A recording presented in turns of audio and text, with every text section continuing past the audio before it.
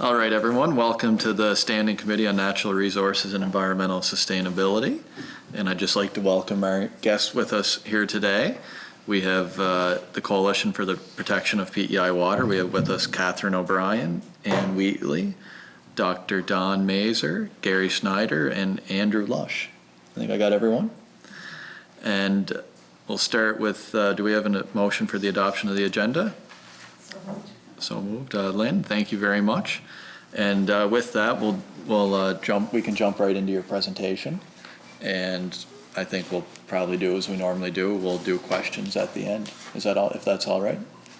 All right, so the floor is yours. Thank you, Chair, and thank you to the committee for inviting us here today, and we're very pleased to make this presentation to you. My name is Catherine O'Brien. I'm the chair of the Coalition for the Protection of PEI Water, and I'll be introducing the other speakers after I make a short introduction. The Coalition for the Protection of PEI Water is a community-based organization made up of representatives of other coalitions, groups, and individuals with the common goal to protect and preserve clean, healthy water for all life on PEI for generations to come. We believe that water is a common good and a public trust. Water should not be seen as a resource simply to be extracted and exploited, but as an essential part of living ecosystems that support all life. The Coalition for the Protection of PEI Water brings together individuals and organizations to share knowledge, ideas, resources, skills, and time to offer an informed, unified public voice in discussions about water, water policies, and water issues in Prince Edward Island. Our members include watershed professionals, farmers, fishers, many volunteers who share their experience and knowledge with us. In 2013, the PEI Potato Board and Cavendish Farms asked the PEI government to lift a long-standing moratorium on high-capacity wells in the province. Concerned that the voice of community needed to be heard, the Citizens Alliance of PEI organized the first meetings that led to the formation of the coalition. Over the course of the following year, the coalition mobilized groups and individuals to make presentations to the PEI Standing Committee on Agriculture, Environment, Energy, and Forestry in opposition of lifting the moratorium. One of the coalition's main recommendations to the committee was the following.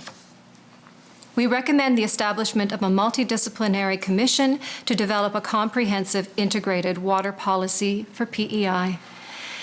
When eventually the government of PEI announced its intention to develop a Water Act for PEI, the Coalition for Protection of PEI Water regrouped, this time for the expressed purpose of encouraging and supporting public participation in the process leading to the development of the Act. The Coalition has acted on at least 3 different levels: communicating with government officials about process and content, engagement of community groups and individuals, encouraging people to take part in the process and have their voices heard, using media to convey key messages. Thanks to the enthusiasm and commitment of its members, the Coalition has been very effective in all 3 areas. It is imperative that respect for protecting fresh water be at the forefront of decision-making when it comes to water extraction. PEI is one of only a small number of places entirely dependent on groundwater. This makes PEI unique and also very vulnerable to any disturbance in the ecosystem. When considering water as a common good, it requires all of us to conserve and protect it. All water use is not equal. Humans need drinking water so that for our life, and that should be our first priority. Ecosystem health should always be a priority, since it must be preserved in part to provide the life-giving essence I just mentioned. Domestic use and emergency use for firefighting are next on the list. Agriculture and industry are generally far down that priority list for access to water. Now I'd like to introduce you to the next 4 speakers. These speakers are also members of the coalition, and they're founding members, and they've spent countless hours researching, writing, and engaging the public on water and environmental issues. Andrew Lush is Executive Director of Trout River Environmental Committee and a founding director and former manager of Hunter Clyde Watershed Group. Andrew has 20 years experience of working and volunteering for watershed groups on PEI. Dr. Don Mazur is a member of the boards of ECO-PEI and the Citizens Alliance. He's a retired associate professor at UPEI, where he taught psychology and led the development of and coordinated the Environmental Studies program. He also was a founding member and co-chair of the Winter River Tracadie Bay Watershed Association. Ann Wheatley is a representative of Cooper Institute. For many years, she was involved with her local watershed group, and she was a founding member of the PEI Watershed Alliance. Gary Schneider is representing the Environmental Coalition of Prince Edward Island and was a member of the Roundtable on Resource Land Use and Stewardship. He is the founder of the McPhail Woods Ecological Forestry Project. And now I'll pass you on to Andrew Lush. Morning, my name is Andrew Lush, and I'm going to outline some of the problems that we're having with our water and some possible solutions. Nitrates in groundwater and surface water continue to be a problem. There have been a number of studies commissioned by the government and all contain recommendations that have not been implemented. For example, the report of the Commission on Nitrates in Groundwater from 2008 recommended that there be no exceptions allowed to a mandatory 3-year crop rotation. The answers are out there. For a start, we need to enforce the rules that we already have, and we're not even doing that. The recognized maximum safe level for nitrates in drinking water is 10 parts per million. Since 2014, over 7% of drinking water samples from the Wilmot watershed that were submitted for testing at the PEI analytical laboratories were above this level. A 2016 study found that not only was 6% of our drinking water above the safe level, but forecast that by 2050, with current farming practices, accumulation of nitrates in the aquifer, and the effects of climate change, over 12% of our drinking water would be unsafe to drink. And a number of studies have called the 10 parts per million level into question, saying that even 5 parts per million causes increased rates of cancer and birth defects. The drinking water supply for Cardigan School, for example, as of 2018, contained 5 pesticides at detectable levels. Even though the worst was only at 1.8% of the recommended safe level, we don't know what cumulative effects or the effects of combining these chemicals together are. I personally don't want to take this risk, and I have installed a filter in my home that removes 99% of pesticides. Excess nitrates are a contributor to anoxia in our estuaries. Oxygen is removed from the water with obvious results. Guns Bridge on the Trout River from mid-July to mid-September 2019 had a dissolved oxygen level of 0 for 41% of the time. There have been 51 documented fish kills due to pesticides since 1962, nearly all caused by chlorothalonil, a fungicide that also kills mites and ticks and mold and bacteria and mildew and algae and fish and bees and invertebrates and frogs. On the Wikipedia page for chlorothalonil, it mentions that it has caused fish kills on PEI and that it is detectable in the air on PEI. It is banned in the European Union, so perhaps we can do without it here, a move that would eliminate the vast majority of fish kills. Clothianidin, a neonicotinoid, is regularly detected in streams across PEI at many times the safe level. It kills bees and is banned in the EU, so perhaps we don't need this one either. Siltation is an ongoing issue, and the reason that some watershed groups, including the Hunter Clyde Watershed Group, were formed. A soil loss of 3 tonnes per acre per year is apparently acceptable on PEI, so for a small stream with, say, 250 acres of tilled farmland, that's 750 tonnes or 20,000 cubic feet per year. If a watershed group builds an in-stream sediment trap of, say, 80 feet by 18 feet by 9 feet, that can catch only 13,000 cubic feet of sediment. So you see the problem, and it's a big one. And again, the solutions are out there, and we probably need all of them. Soil organic matter has been falling on PEI for a while. Organic matter holds water and nutrients, helps prevent runoff, and is a component of healthy soil in a healthy ecosystem. One study finds that from 1998 to 2015, the area of land on PEI with a soil organic matter content between 3 and 4% fell from 70% down to 24% of our land. At the same time, land with a soil organic matter of greater than 4% fell from 19% to just 0.8%. This same study suggests that an increase of 1% in soil organic matter can allow 1 acre to hold an additional 20,000 gallons of water.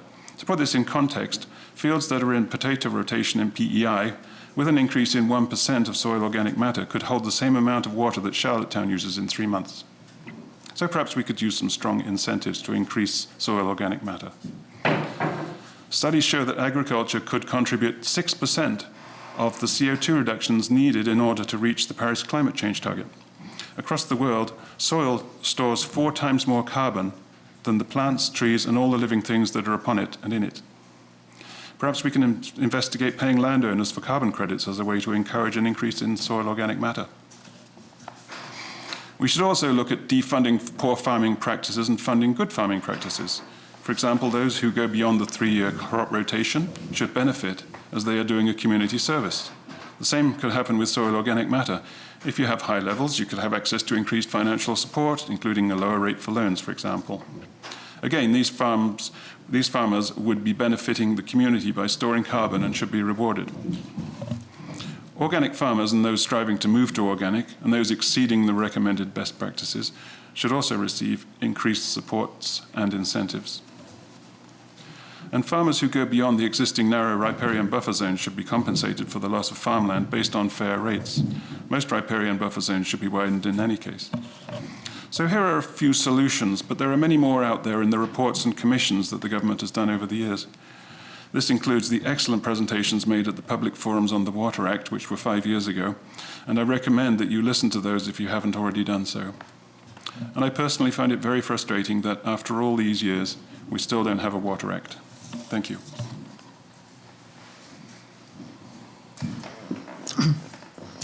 Good morning. I'm Don Mazur, and I will talk about public process issues in the development of the Water Act. As Catherine indicated, the Coalition has been deeply involved in the process of developing the Water Act.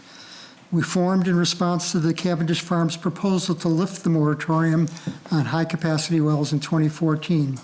And in our presentation to the previous Standing Committee, we urged that the moratorium be maintained and proposed the development of a comprehensive Water Act for PEI.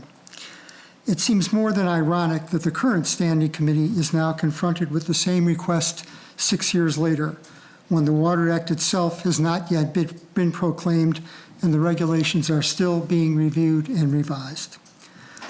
The Water Act and the draft regulations are clear about keeping the moratorium in place, and yet here we are talk about undoing the spirit of this act before it is even enacted.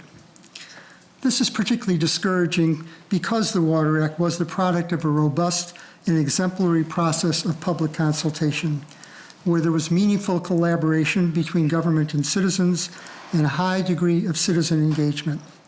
Government was responsive to our request to develop a transparent process and flexible in providing good opportunities for people and groups to voice their ideas. And kudos to Minister Robert Mitchell, who was deeply committed to this process. The result was a series of excellent public presentations to the Environmental Advisory Committee all across the island. There were 57 presentations along with written submissions from a diverse range of groups and individuals and from industry. Everyone had a chance to have their say. We were proud of this collaboration and this process. One of our colleagues said it was like going to a series of Massey lectures. Colleagues in other provinces were even envious of our process on PEI. The resulting report of the EAC was an accurate reflection of the views presented. The vast majority of these presentations wanted the moratorium on high-capacity wells to be kept in place.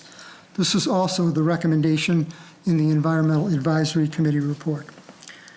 We were then very hopeful that this spirit of collaboration, responsiveness, transparency, and encouraging public engagement would continue into the actual development of the Water Act, into the drafting of regulations, and developing processes of water governance. This seemed to be the promise of a new era of collaboration. There is much we appreciate about the Water Act. It is a good document, particularly in its purposes that include a commitment to protecting water, seeing water as a common good, being guided by the precautionary principle, and the need for water for future generations. But unfortunately, the relatively open door between government and concerned citizens began to close. The consultations on the draft of the Act were much more limited. A month after the Act was passed in December 2017, Minister Mitchell was gone for another portfolio. Then it took us a full year to get a meeting to discuss regulations with the new minister. Then a far less public process in the development of the regulations. Rather than inviting public presentations where people spoke what they were concerned about, government structured citizen input and asked people to give their opinions through what we call stick or dot democracy, and once again proposed opening up the high capacity wells question when public opinion had been so clear. And now we find ourselves before this standing committee still not having seen the revisions of the regulations which we are talking about, still talking about whether or not the moratorium could be lifted. There certainly have been other instances where government has responded decisively to strong public concerns about water. We have banned bottled water. We have prohibited fracking. But the high capacity wells issue keeps coming back. It is difficult not to feel an erosion of trust in government to protect our water in response to powerful interests, like industrial agriculture. There is this continued pressure for high capacity wells. The recent permission to extract surface water on the Dunk River when water levels were dangerously low, and the ongoing fish kills caused by pesticides, or from big municipalities like Charlottetown, with its long history of unsustainable extraction, whose high-capacity wells have contributed to 10 straight years of dry stream beds on the Brackley branch of the Winter River, an average of more than 2 kilometers of dry stream beds over the last 5 years. Such habitat destruction is also really another form of fish kill. And the Water Act, as it's drafted now, will allow the city to extract more water than they are permitted in perpetuity. And now we are considering a research project to determine how much water can be safely extracted from our vulnerable waterways, and where one of the goals is to improve potato productivity. We are all hopeful that we will have clear, definitive, and impartial science to guide us in our decisions. This is a laudable goal. But it is important to realize that all science is grounded in particular interests. The proposed UPEI project is an outgrowth of a 2018 version sponsored by Cavendish Farms. We are unlikely to learn what we need to learn about protecting our water from this study. How likely is it that the findings would recommend keeping the moratorium in place? We believe it is very important for government to find ways to restore public trust, to make commitments to taking actions on many of the recommendations we are presenting here, to develop approaches to water governance where the voices of concerned citizens can contribute meaningfully to decision-makings about water. Certainly, we need to enact the Water Act to maintain the high-capacity wells moratorium and to prohibit holding ponds. But we also need to find a way out of this unsustainable cycle that we're in. Climate change will likely bring hotter and drier summers. The need for irrigating potatoes will be greatest when water is less and less available, and when the need for water to maintain ecosystem health is the greatest. At the same time that water is needed for agriculture, we should be taking less. More high-capacity wells will only sustain this increasingly unsustainable cycle. We need to find ways of doing agriculture differently. Thank you. Okay, excuse me. So my name is Ann Wheatley, and I'm going to speak a little bit about the regulations as they've been presented in their first draft, and some of our comments on those regulations. The engagement of people in the community during the public consultations leading up to the first and second drafts of the Water Act resulted in a piece of legislation that reflects, for the most part, our collective values or interests. This is particularly evident in Section 2, where we see recognition of the precautionary principle, water as a common good, and the need to protect water for future generations, and where the goals are described as sustainable use of water, preservation of water quality and the ecosystems that depend on it, access to safe and sufficient water for future generations, public access to information about water and how it's being used, and water management and allocation based on science-based approach. The degree to which the Act fulfills its purpose and goals is largely dependent on the regulations that are connected to it. This committee's role with regard to the regulations is unusual, I think, and important. Your work will have a significant impact on the implementation and the effectiveness of the Water Act. The Coalition for Protection of PEI Water has provided detailed commentary and suggestions for amendments to the water withdrawal regulations, the draft regulations. We met with government staff and successive ministers on several occasions to discuss the regulations, and we participated in the public consultation process. One of our members, Marie-Anne Bowden, Professor Emerita of Environmental Law, provided a line-by-line analysis and offered to consult with the drafters of the regulations. Unfortunately, Marie-Anne is out of province today, so she couldn't be here. At the end of today's session, we will provide copies of our submissions, and we urge the members of this committee to review all of the submissions that are online by other individuals and organizations, including one by the East Coast Environmental Law Association. So I'd like to take my time here to emphasize some of the points that related to the regulations that we feel are most relevant to the discussions that are happening at this set of committee hearings. The first point has to do with the definition that's quite critical to this legislation, and that is of high capacity and low capacity wells. In the regulations, two categories of wells are defined. Low capacity refers to wells that are designed to be pumped at rates greater than 25 cubic meters per day, but less than 345 cubic meters per day. And high capacity refers to wells that are designed to be pumped at a rate of 345 cubic meters per day or more.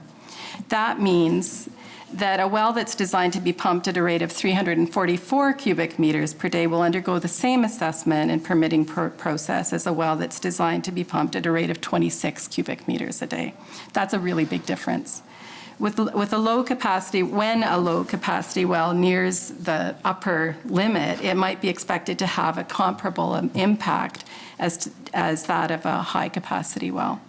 We feel there's justification to divide those two very broad categories even further, and East Coast law makes some really good suggestions about how that could be done in their submission. And we feel that the assessment process for those in the higher categories needs to be more rigorous. My second point has to do with going back to the purpose and goals of the Act and how those should be reflected in the regulations. Section 2, the purpose and goals, provides that framework for the spirit and direction of the Act. The principles, including the precautionary principle contained in this section, should form the basis of decision-making and implementation of the Act. And here, because she wasn't able to be with us today, I'd like to offer some of Marie-Anne Bowden's comments on the precautionary principle. She says, "Our actions regarding the environment should always err on the side of caution when there is scientific uncertainty. The onus should be on those claiming that the science is indisputable to establish that as a matter of fact. In this case, not simply in terms of the volume of water, but within the context of demands upon water in light of the ecosystem that relies on it and the climatic change that we will face in the future.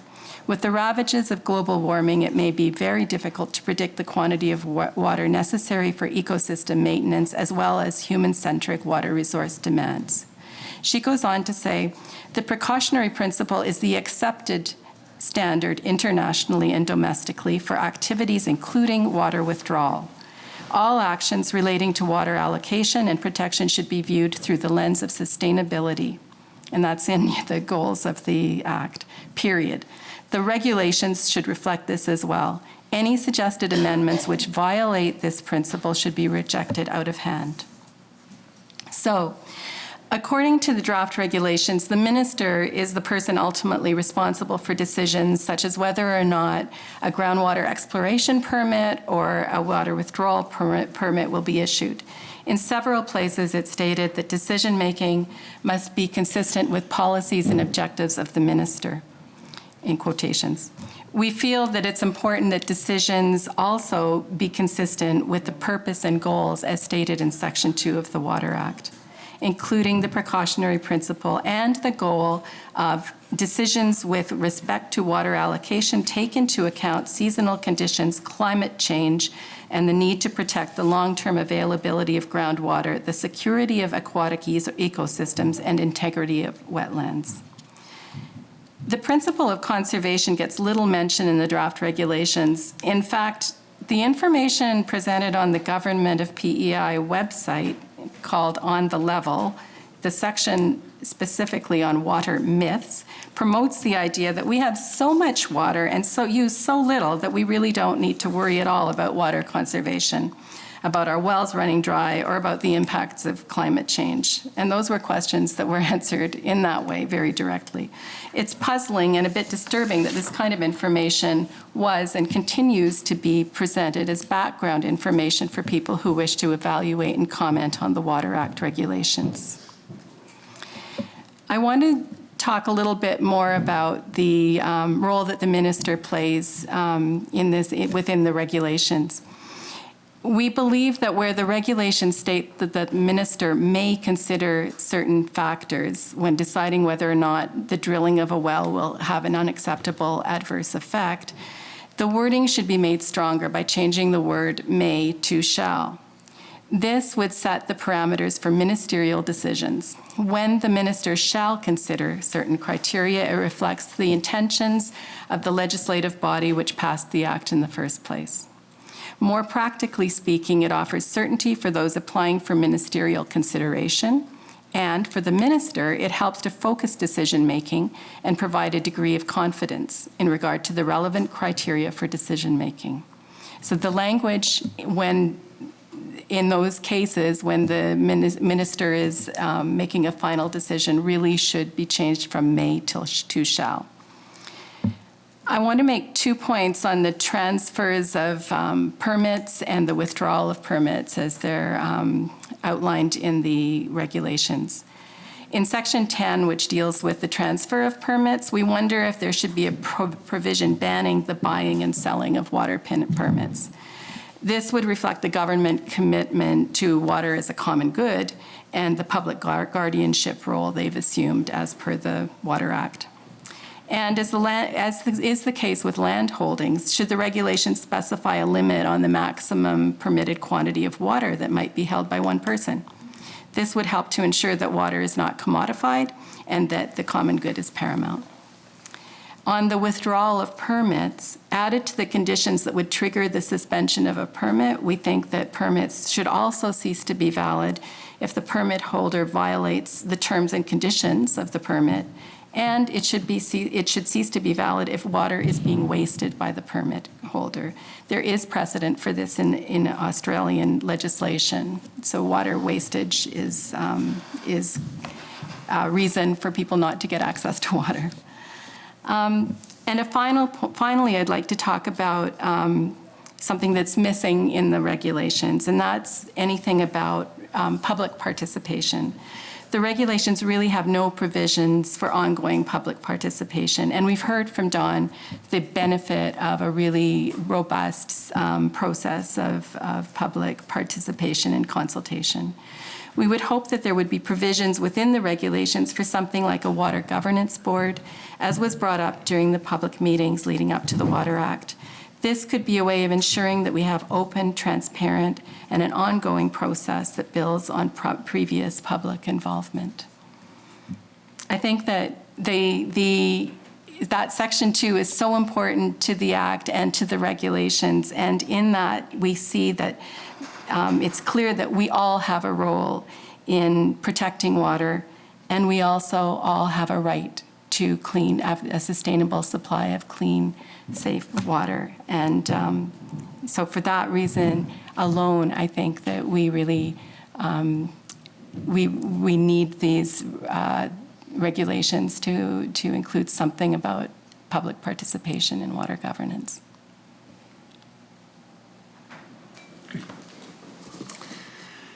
Thank you. My name is Gary Schneider.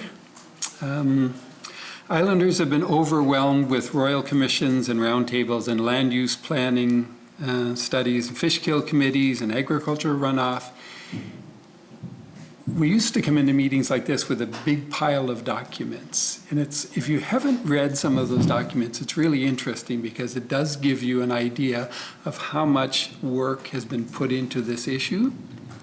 These reports were developed after months and in some cases years of presentations and input from the public, organizations, industry groups, and academics. Volunteers spent thousands of hours developing good policies and practices, and these reports had wide support. Unfortunately, the publications, for the most part, continue to gather dust as we find ways to ignore their recommendations. At the same time, we were asked to trust a variety of governments and industry groups that said, we know the problems and we'll solve them. The fish kills that were mentioned already are just the ones that we know about. I've talked to watershed groups who say they don't check the streams after a heavy rain because it's just going to cause problems. So they are actively not looking, if that's possible, to see if there's dead fish in the rivers. That shocked me when I heard that. But I understand when watershed groups have a multi-stakeholder process and they have lots of farmers, including in some areas, lots of potato farmers on those boards, it's very difficult for them. So again, we're not checking all the rivers. We don't have really staff for that. And some rivers have such low fish populations that it's hard to tell when something dies in there, right? If a river has a lot of fish and you see 2,000 fish floating on the surface, you can catch that. If it has low levels of fish, because some of the rivers have been impacted year after year after year, we don't really know what's happening in those waterways. And of course, it's not just the fish, it's the birds that eat the dead fish, and we know this happens, and we know that herons die and other birds that eat fish floating on top of the water. And the insects that are so important to healthy waterways. So again, we talk about fish kills, but there's all kinds of other stuff. In addition, there are dozens of anoxic conditions every year in our waterways that kill fish and shellfish and insects. Soil erosion also creates harmful conditions for fish in our waterways, and nitrates keep polluting our drinking water. Now, we've heard how the development of a Provincial Water Act was an inclusive, open, and transparent process, and one that has often been used as an example of best practice, but only to a point. And whatever happened to all that promise? There's been a silence surrounding the development of regulations for the Act, such as I've never experienced. Government inaction killed any momentum that had developed around a strong, progressive Act that had a huge amount of public support. We desperately need to rebuild the public trust in government actions around the environment. Most recently, government ignored its own rules and allowed withdrawal of water from the Dunk River for irrigation at a time when water levels were below the accepted levels for healthy wildlife populations. So that's really saying we've got regulations, but we're not even going to follow those. If we are truly to be stewards of this province, we can't keep making trade-offs that benefit one industry at the expense of the environment. One of the wisest islanders that I know is retired UPI biology professor Daryl Gagnon, who has probably walked more miles of island waterways than anyone else in the province. I've done a lot of work with Daryl. Daryl was quoted as saying, we have to have sound soil conservation practices on every farm on Prince Edward Island, and that just does not occur, and recommendations are not followed. I helped write the recommendations developed by the Roundtable on Land Resource Use and Stewardship in 1997. We came up with compromises based on who was around the table. So lots of farmers, but also many other stakeholders. It was a great learning opportunity for all of us, and we made it work. We came up with, I think, really good recommendations. But as soon as those were released, the knives came out. Despite all the sound evidence in the world, some farmers and industry lobbyists still resisted proper crop rotations, sufficient riparian zones, and many of the other practices that would have protected both our surface water and our groundwater. It was an eye-opening experience for me to see that resistance to change. We clearly need to move forward with the Water Act and its regulations to breathe new life in a process that has almost been left to die. We must support all industries in the province, and certainly not one at the expense of others. Can you imagine how our beleaguered tourist operators feel when they see another river with dead fish? How do you sell "Come Play on Our Island" and Canada's Food Island when we keep getting national publicity for dead fish in our waters? Again, most farmers are trying to do the right thing, but as the potato farmers on the roundtable told me, it is catching the 5 to 10% of people who really are resisting those changes that is the problem. One of the new areas of concern is a request to break the moratorium on high-capacity wells. This is not new. As was pointed out, it was previously put forward with the support of Cavendish Farms, but now we're packaging it differently. Make no mistake about it. Once we start drilling high-capacity wells for agriculture, it will be impossible to turn down future requests. This is not the time for such drastic action. There are other options, though they might not be the Cadillac versions.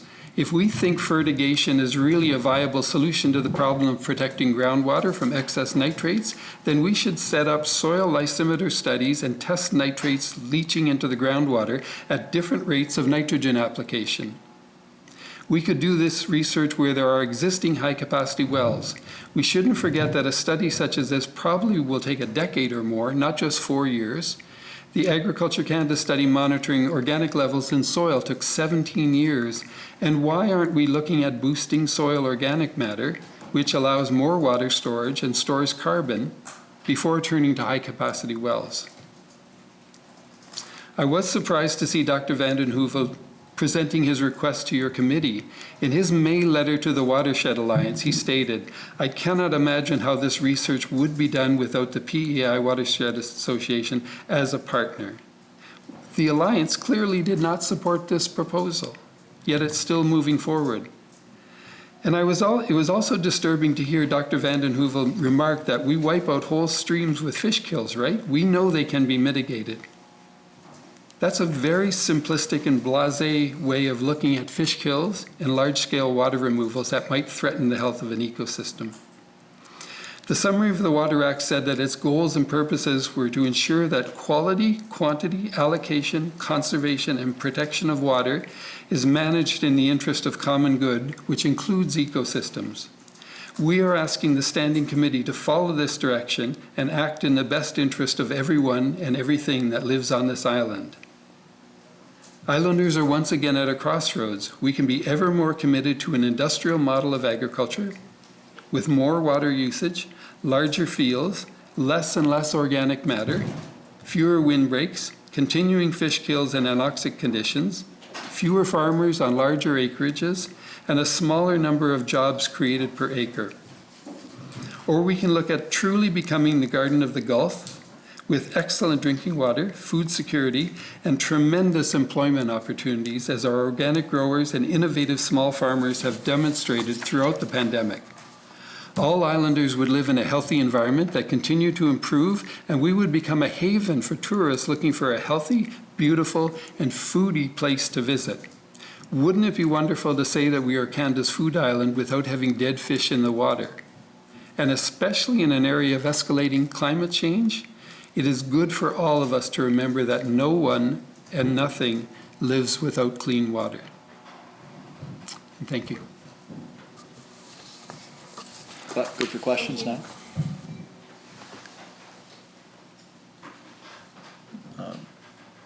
Okay, we'll go with Lynn first and then. Thank you, Chair. And thank you to all of you for coming in today. I appreciate the time that you've clearly put into preparing this. I have a number of questions, so I'm going to jump around a little bit between you, if that's all right. Andrew, you had indicated going through a number of reports and commissions on the water quality issues on Prince Edward Island that are long-standing. And when we heard the presentation from Dr. Vanden Heuvel recently, he had indicated that he thought high-capacity wells would be a positive way to deal with some of the water quality issues that we're having as a way of preventing nitrites from reaching the water by allowing them to be uptaken faster. And I'm just curious if you recall anywhere in the recommendations and reports that you have gone through over the years, has that ever been a recommendation as a way to solve the water quality problem? I don't recall that. Do you, Gary? No, I've never seen that. No. Lynn? Thank you, Chair.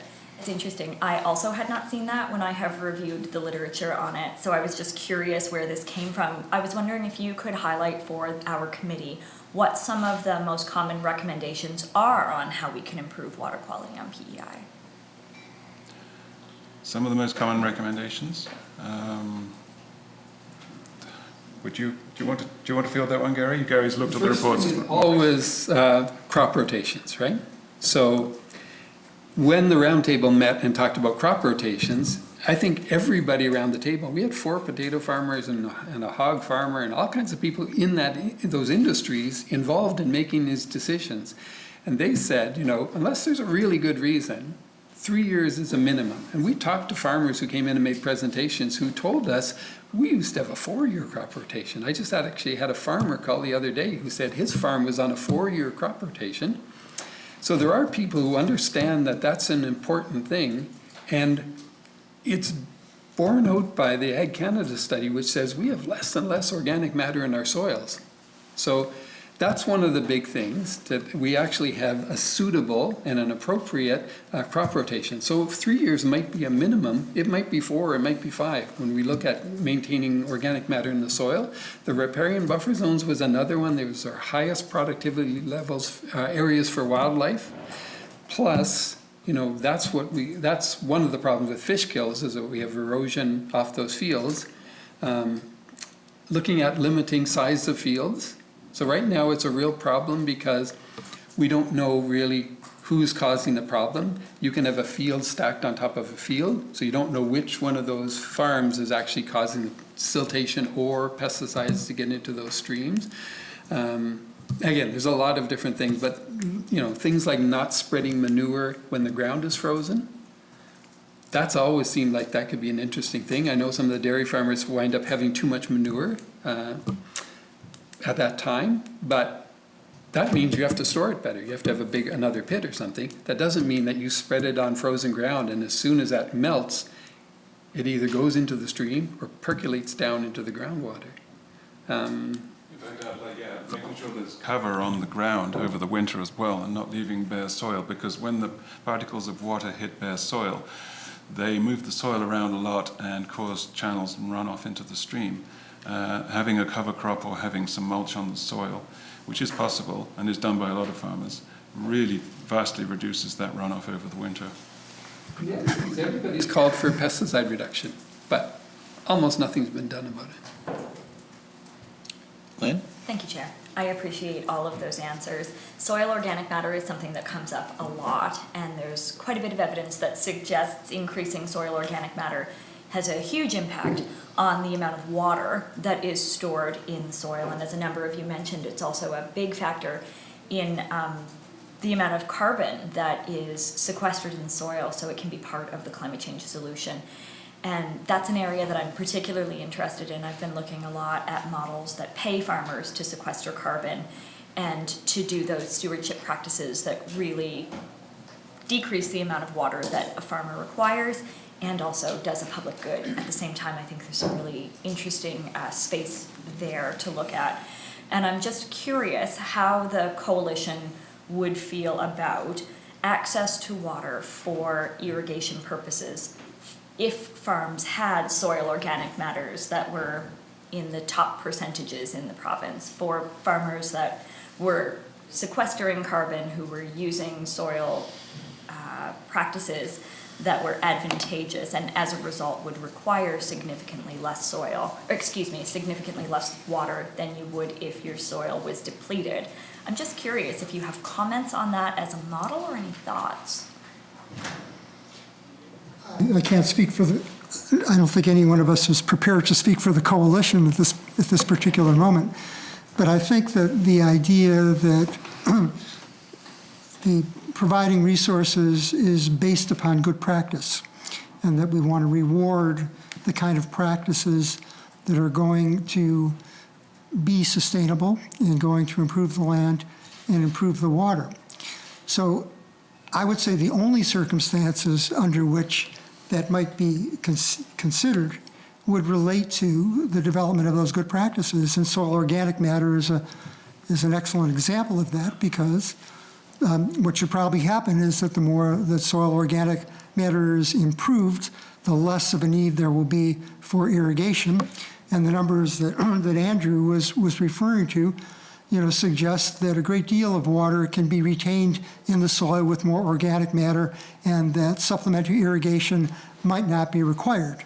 So we can go that far, and then if it winds up being a situation where there is a legitimate need for water after really significant improvements have been attempted and taken, then that might be a time to consider and entertain that issue. Lane? Thank you, Chair. Another thing that came up was the Dunk River. I think that's on top of mind for a lot of islanders right now, and it really speaks to the fact that even if we have good science in place that says this is the go zone, this is the no-go zone, we can have all the science we want, but if we don't have trust in the stewardship part that comes tandem with the science, we're no better off, are we?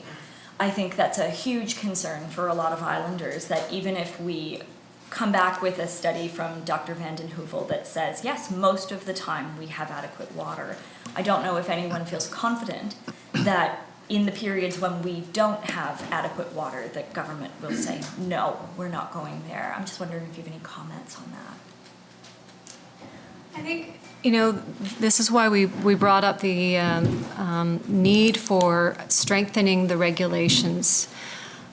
So there's two sides of this. Part of it is the wording in the regulations, so that an executive order would not override the existing regulations without consultation, without public consultation, without a need to really address the issue and make sure that the public is aware. And there has to be an incredibly good reason to override any kind of regulations that have been put in place. So when an executive, and it would also protect government in that way too. If the wording was there and it was stronger, then there isn't outside pressure to just override them.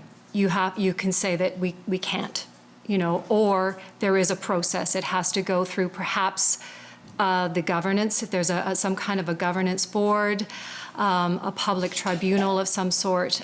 If there was some way to keep that openness and transparency and decision-making in the public as part of that, so that those kinds of decisions just wouldn't be put on one person or on a government to have to make that decision, and have that, the wording being a little bit wishy-washy, so that you can't really, there's an easy way to override it. So I think strengthening the regulations wording is part of it, and also forming some kind of a public organization that has a say in decision-making, in any kinds of appeals for water, I guess. Lane? Thank you, Chair. And actually that reminds me of another point that I wanted to bring up. Anne, I believe you had mentioned a number of ways that we can strengthen the regulations as they exist. And one of the things that you had spoken about is another jurisdiction that ties ownership into the equation. You can't have one person controlling a disproportionate amount of the water. I was just wondering if you could speak to which jurisdiction that was, and a little bit about how that worked. Yeah, that was, I did talk about our suggestion that we could put limits on how much access to water somebody has, just as we have limits on how much land people can have. And that isn't clearly stated in the regulations, the first draft anyway. The thing that I referred to where there was another jurisdiction, it was Australia, and I'm relying on Mary Ann's knowledge of this, but there is, in Australia, basically it's against the law to waste water, that we need to have a stronger, we've felt that we need to have a statement about, if we treat water as a common good, something we share, something as the source of life, as we've talked about, then to waste water should be wrong. It should not be allowed. So if somebody there are conditions in the regulations that would determine whether or not a permit should be withdrawn once it's granted. So we're saying that if you violate any of those conditions, it should be withdrawn. But also, if there is evidence that you have wasted water, then your permit should be withdrawn as well. Lynn? Thank you, Chair. I find that really interesting, and I think that's something I would like to explore further. I'm sorry that Marianne is not available today to answer some of those questions. She's with East Coast Environmental Law, is that correct? No, she's not. She's retired. She taught at the University of Saskatchewan. She lives in Prince Edward Island, though, and so she's retired, but she's a very active part of our coalition. And the submission that I will leave you with, where we went through the regulations, the first draft of the regulations line by line, she did a really good analysis of that. East Coast Environmental Law was, I think it was Lisa Mitchell with East Coast Environmental Law they did their own presentation or submission during the public consultation process, and that is online, and it's got some very specific recommendations for amendments to the first draft of the regulations. Lynn? Thank you, Chair, and thank you for the clarification on that. I appreciate that. I'll definitely look that up. I find that quite intriguing. I don't suppose you know the answer to this. It's quite specific, but do you know if the limits in Australia are limits on ownership specifically or limits on ownership as it pertains to beneficial ownership, which my colleague talks about a lot?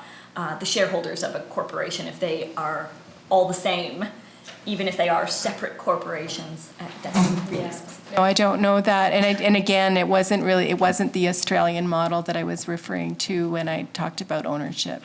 So the more sort of, to me, the logical comparison would be with our Lands Protection Act. Yeah. Lynn? Thank you, Chair. Thank you. I appreciate that. I think those are interesting points to consider. I'll let my colleagues ask some questions. Michelle? Great, thank you, Chair, and thank you everyone for your presentation today. So I'm the critic for agriculture for the official opposition, so what I've been spending some of my time doing is listening to farmers and their needs. So I've gone out to some fields, and one of the interesting statements, actually, Catherine, that you had made was where they stack the importance of water use. So drinking water first, followed by ecosystems, followed by domestic use, and then you said a fourth one, but that agriculture is low down on that list. Can you talk to me a little bit about that? Because that is one of the components that farmers speak to, needing water to produce food, and we do need food. So I'm just wondering if you could talk about that a little bit. The list comes from other jurisdictions as well, and we got some of that information also from Marianne Bowden, that generally in policies they do rank water needs and water use.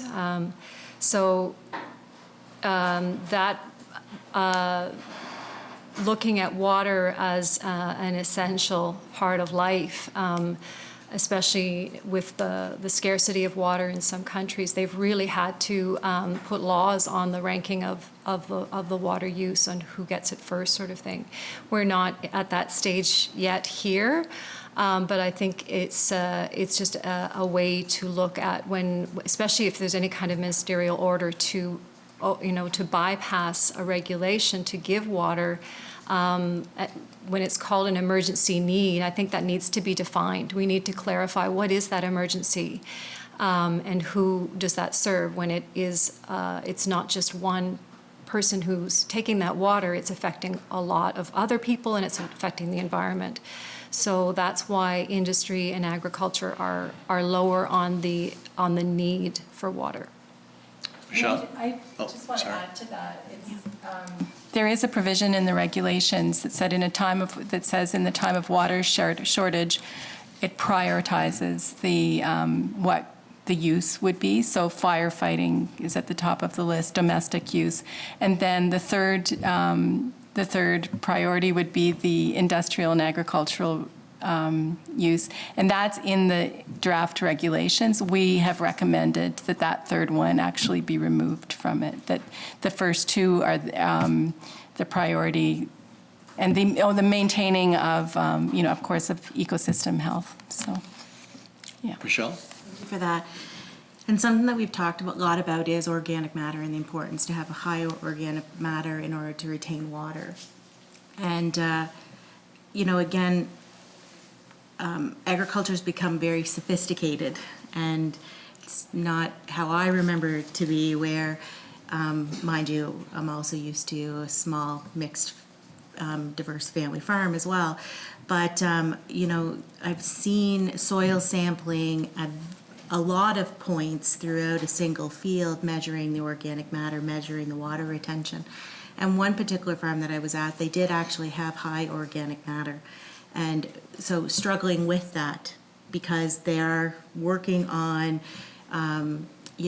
adding the manures to their fields, and doing trials and trying to do everything that they can to increase organic matter, because they realize that that is something that's very important. And I do recognize that there's many farmers across the province that are in fact doing that. But what it came down to was, on that potato crop, they still didn't have enough water, and the crop was not thriving by any stretch of the imagination. And I know that in many different crops this year, that was the case. It could be corn. Well, I think corn was actually fairly fine because of when we did get the moisture. But, when we're talking about some of our cereal crops, and the water just didn't come when they needed the water to come. And so we did speak a lot about an irrigation, requiring, policies on irrigating, because we do know the food does need water in order to grow. And when you're doing everything, what's that next step? How do we manage that strategy, that water strategy for growing crops? So all that being said, I recognize that we've talked, and Lynn has actually touched on that, the whole compensating farmers for best practices, and a statement of practice especially when it comes to traditional agriculture, I do not believe truly exists. It does in organic farming, and they review that on a regular basis on what does it mean to use best practices. So I acknowledge and I thank you for pointing out that if you have best practices and you're using best practices, I think we have to have some way to measure that. And if we don't have measurements, then we don't have any data to point to that we are doing everything that we need to do. But so then that brings me to the next point I wanted to make, because that was a whole long ramble. One of the things that our caucus had requested during the budget consultation was a comprehensive crop study to be completed in order to look at, and that was a recommendation of the UPEI Climate Change Lab in their adaptation report. It was the #1 recommendation for agriculture, was to do a comprehensive crop study, which we've requested to happen and was approved in this budget, which I'm grateful for the current government. But again, that's something that would take 2 to 3 years of pulling data just to find out what's our most likely climate going to be. So recognizing all of that, is there, I guess, where do we have to get to? Because I know, like Gary, we've talked about the fact I don't like to see recommendations sitting not implemented. I don't like to see reports not used and acknowledged. But where do we need to get to so that everybody, I guess, is brought into that solution? Do you know where I'm going with? Because I know that there's many farmers right now that are trying to do their best, and they don't feel like the public perception's not there that they're actually trying to do their best. So where do we need to go from that perspective? It's a good question, and it was a long question, but it was a good question, and it's complicated. And we've often heard that it's, farmers against urban people, or it's something against something else. It's not that at all. The fisheries people, the wreck fisheries people, are very concerned when they see fish problems within the stream. And so the idea that you're going to sacrifice some of that for an agricultural crop that's a trade-off, and I think right now we're making that trade-off way too easily. I know there's fantastic farmers around. I talk to lots of farmers and they're doing really good work. I know there's other farmers who are very concerned because they're getting tarred with the same brush. So the guy that called me, who has a 4-year crop rotation, says, look at these guys, right? And he won't give his name because he's worried about losing his contract, which again, in this day and age, I found quite sad to hear. And I didn't solicit him. He called me up. I do think that if we have regulations and they're strong and they're well developed and well thought out, we can get through this. When you said farming is sophisticated now, we usually think of sophisticated as a positive term.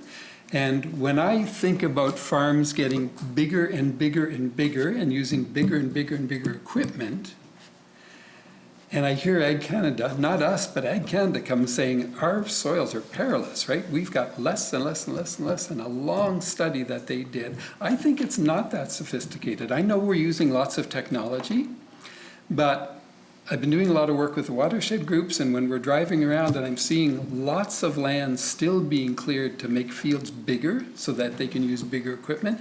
And again, a big long field on high ground, which is often what they want with potatoes, that becomes more windy, right? You've removed almost all your windbreaks.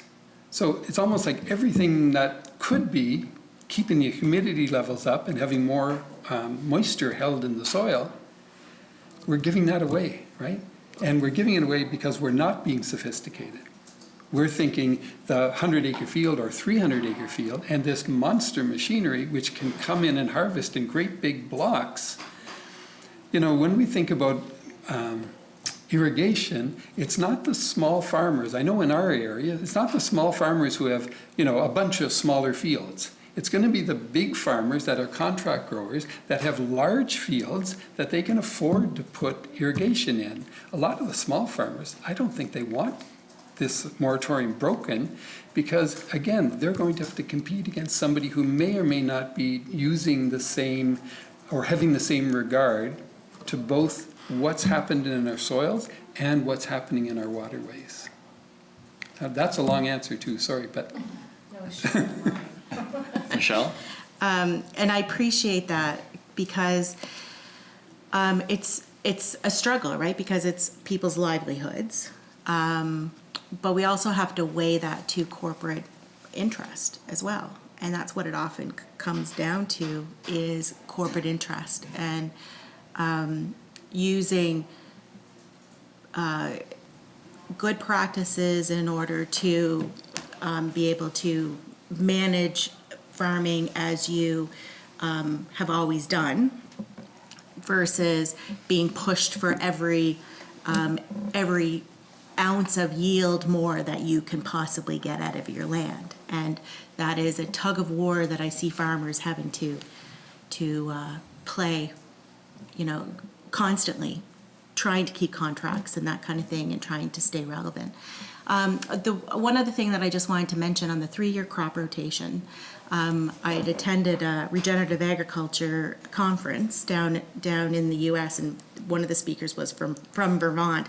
And when I said that we have crop rotation, because I didn't understand their compaction, how many issues they truly had, you know, they spoke to regenerative agriculture as one of their solutions, as, you know, working towards that as a solution. And they were shocked to find out that we actually had legislation that required a 3-year crop rotation. So when that legislation came in, first of all, I'll thank the government that brought that in at the time because it was very forward thinking. And I know we've talked about is that enough? Do you feel like when you've worked with multiple farmers along different stream beds and different sediment issues coming off the fields, do you think that is long enough? Is 3 years long enough?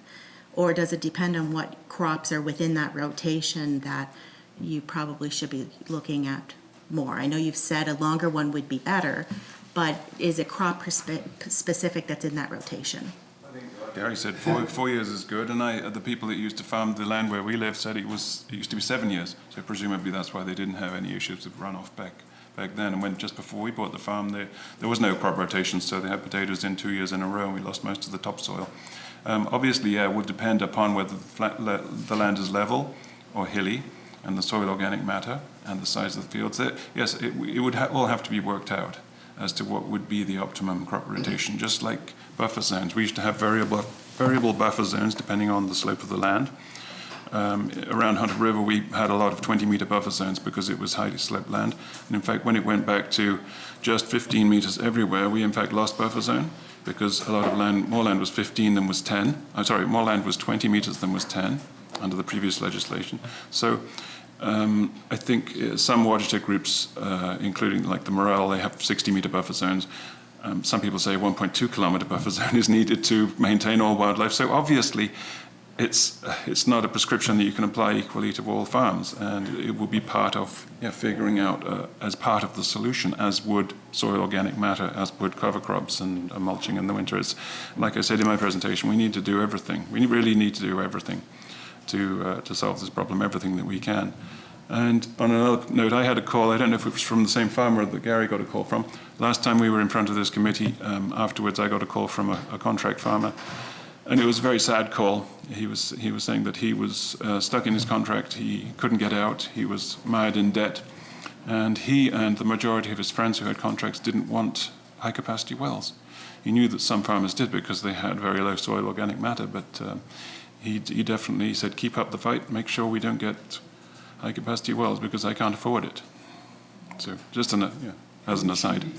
We don't have a 3-year crop rotation. So as long as we acknowledge that, we have a 3-year crop rotation unless you come up with another plan. And that other plan has been pretty ridiculous in a lot of cases. So it's a little bit of mulch left on over the winter. You can do 2 and 5, or you can do 2 potatoes in 5 years. And it depends what the other rotations are. But some people are doing potatoes and soybeans is not an easy crop on the soil. So again, we sort of act like the 3-year crop rotation is there, but it's not really there. So, and it would be really interesting, and I'm surprised we don't know this already, but to look and say, what are the crop rotations on PEI? With all the GPS and all the aerial photos and stuff, we should have that information. Every year we should know that.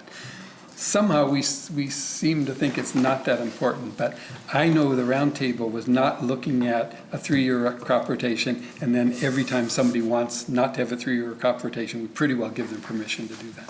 So again, when you drive around and see a lot of bare soils, and I drive all over the place in the winter because I tend to go birding, you see bare fields, where I'm shocked. I don't know how many decades we've been talking about not leaving your fields bare. And we still see that. Now, 2 years ago when we had those windstorms, and again, we had all this great publicity because PEI soil's winding up in Cape Breton, as if we got lots extra soil.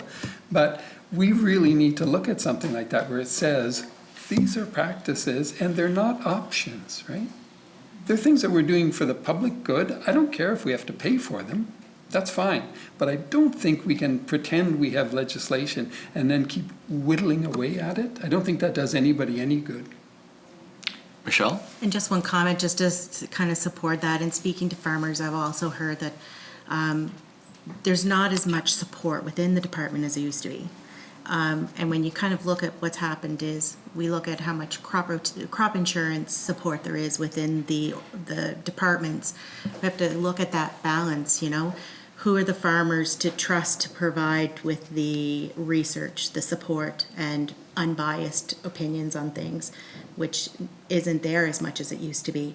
Now they're going into industry to provide that kind of support. So how do we shift away from, trying to provide the after effect of crop insurance, which is where a lot of our support has gone now, to being front end loaded to provide that support that our farmers need in order to probably then trickle down, take care of a lot of the issues that we have going on. So I don't have any further questions, but I wanted to say thank you, and I appreciate that. Darlene? Thank you, Chair, and thank you for coming in. I often wonder why they put the finance minister on this committee, but I think I know why. And I sit here as an elected MLA for a rural community, live on family homestead, settled in 1836. We have 60 acres that we lease out. I was an integral part of the watershed group in Belfast starting, and my husband's on the Woodlot Owners Association. So we definitely care about our land. It's never plowed over, you know, it's left for the winter. We don't have bare land. And so that's one side, and the other side is the finance minister who sits here, who did the fiscal update yesterday, and farm cash receipts are at an all-time high. We're up 8.9% for $299.2 million. There is constant pressure for more social programs to ensure that we look after all islanders as best we can. And yet we talked about farmers, and you know, they're made to look like the bad guys in this, a number of them, and some of them deserving and some of them not. And we discussed at the last meeting about what the appetite would be for putting in these 4 high capacity wells that we're looking at. We want to have good science. We want to proclaim the Water Act. We want to not kick it down the road. But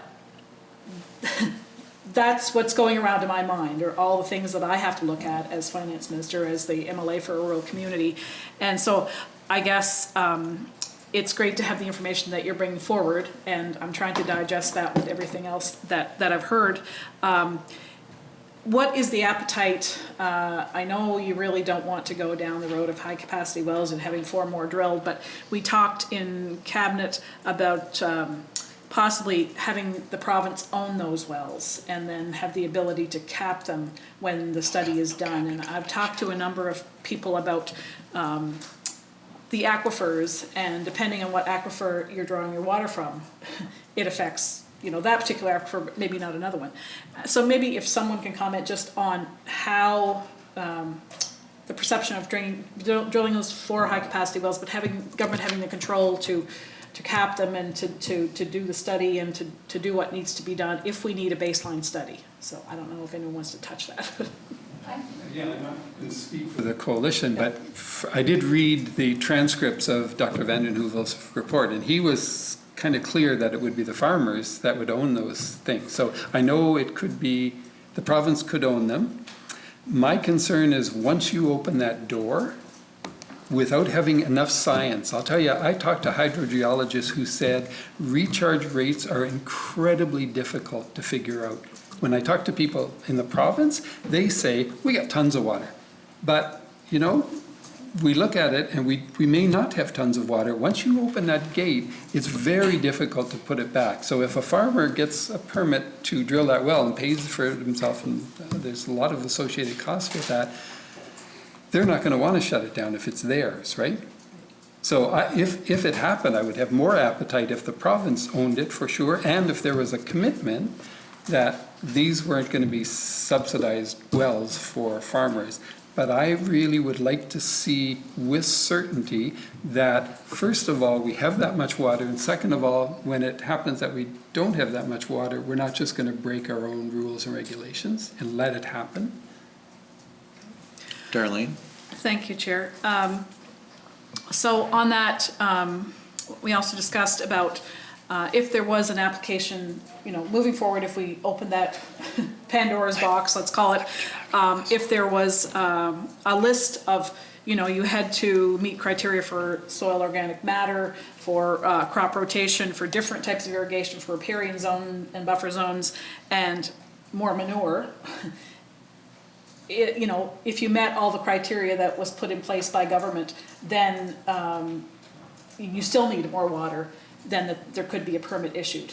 So that's something that we discussed, and I don't know if you know how anyone would feel about that, but you know, to put the parameters in place that if you've tried all these things and you can document that you're doing as much as you can, and you still need water, which I'm assuming some of the farmers would have needed this year, but I don't know. You know, whether that's, you know, I'm trying to find a balance here. You know, as government, we're trying to find a balance. We have a huge commodity farming model that maybe is not the best, and I would argue that it's not the best, but it is where we're at, and we need to pay our bills, and farming is a huge part of it. And how do we how do we shift away from that by ensuring that all of these criteria are met, but still providing enough water so we have food? So. We talk about cover crops and improving soil organic matter and all these other good things, not with the aim of then allowing high-capacity wells to be built, but with the aim of solving the problems that we have, such as toxic chemicals in our drinking waters and fish kills and so on. So that's an entirely different question as to what do we have to do to enable high-capacity wells, as opposed to what we need to do to fix the problems that we have across the island. So I don't know if they're two different questions anyway. Well, one thing I would suggest is that we should take a close look at what the organic farmers and the people who are adding value to products. That's the one thing I notice about the pandemic, is all of a sudden there's all these small farmers coming out of the woodwork. They're making a living on a small acreage, which I think is a wonderful thing to be able to do. They're developing products. I mean, who would have thought we'd have a hand pie company on PEI? That's all of a sudden this great success. And I think we should look at models like that instead of enabling bigger and bigger farms. So when you say things like, better organic soil management and stuff, it would also be, again, the size of the fields, right? Because again, the bigger the fields, the drier they're going to be. So I think if we're looking at ways to get out of financial constraints, moving more and more towards Irving's model and Cavendish Farms' model doesn't seem to make sense to me. We tried this with forestry, where it was like, well, let's get bigger and bigger machines and bigger companies involved. Really wreaked havoc here. But if you could look at models, we've done some of this in the past really well by getting subsidies for organic farmers and stuff. But those models seem to be, then we're looking at not the biggest picture to solve all our problems, but a bunch of small pictures that could be really sustainable and really do our island proud as far as food producers and not just French fries. The farmer that called me up said, we're trading water for French fries. I hadn't thought about that, but I just thought, that's... I think that's also important to remember. I think when the Federation of Agriculture was here presenting, I'm not sure that they were able to answer the question about how many farmers are asking for this. And so we don't know who they are, how many they are, and sort of what sector they represent, although we can suspect we kind of do. But I think that, so that's an important question, and to add to what Andrew and Gary have said, but also, and I did want to respond, I was really interested in the statistics this morning too around farm cash receipts being so high. And I'm not sure if I should say this or not, but that's a very, that's not a really great number to look at, because you have to look at the expenses, the farmer, the cost of their inputs and everything, and the debt that they're carrying. So again, it's sort of related, because I think that we need to look at who is benefiting from that and how many people. And again, and it's sort of to add to what Gary has said, really sort of look at how the smaller farmers are making a living, especially at this time, during the pandemic, the creativity and how the smaller scale has been working for them. And the other thing that I wanted to say, again, it's sort of related, but a lot of the pressure on farming, I feel, comes from our sort of culture of cheap food. And I think that this is where, my day job is with Cooper Institute. We do a lot of community engagement around a number of issues around livable income and environment and food security. And this is where everything comes together. If we don't guarantee a livable income to people, we're going to just perpetuate this cheap food policy that puts more and more pressure on the farming community to use and sometimes abuse the resources that they have. Darlene? Thank you, Chair. And I guess I agree with mostly everything you've said, but still, we're all benefiting from that $299.2 million. Whether we like it or not, or whether we believe it or not, we are, because as the finance minister, I have to balance the books and try to balance the books. And that didn't happen this year. We're in COVID. It is a special time. And I do totally agree that smaller, more, I've always said, I think whatever we grow in PEI, it should be the very best of what it is, but we're not there yet. And I agree, we need to keep moving towards that. But it's about fairness for everyone.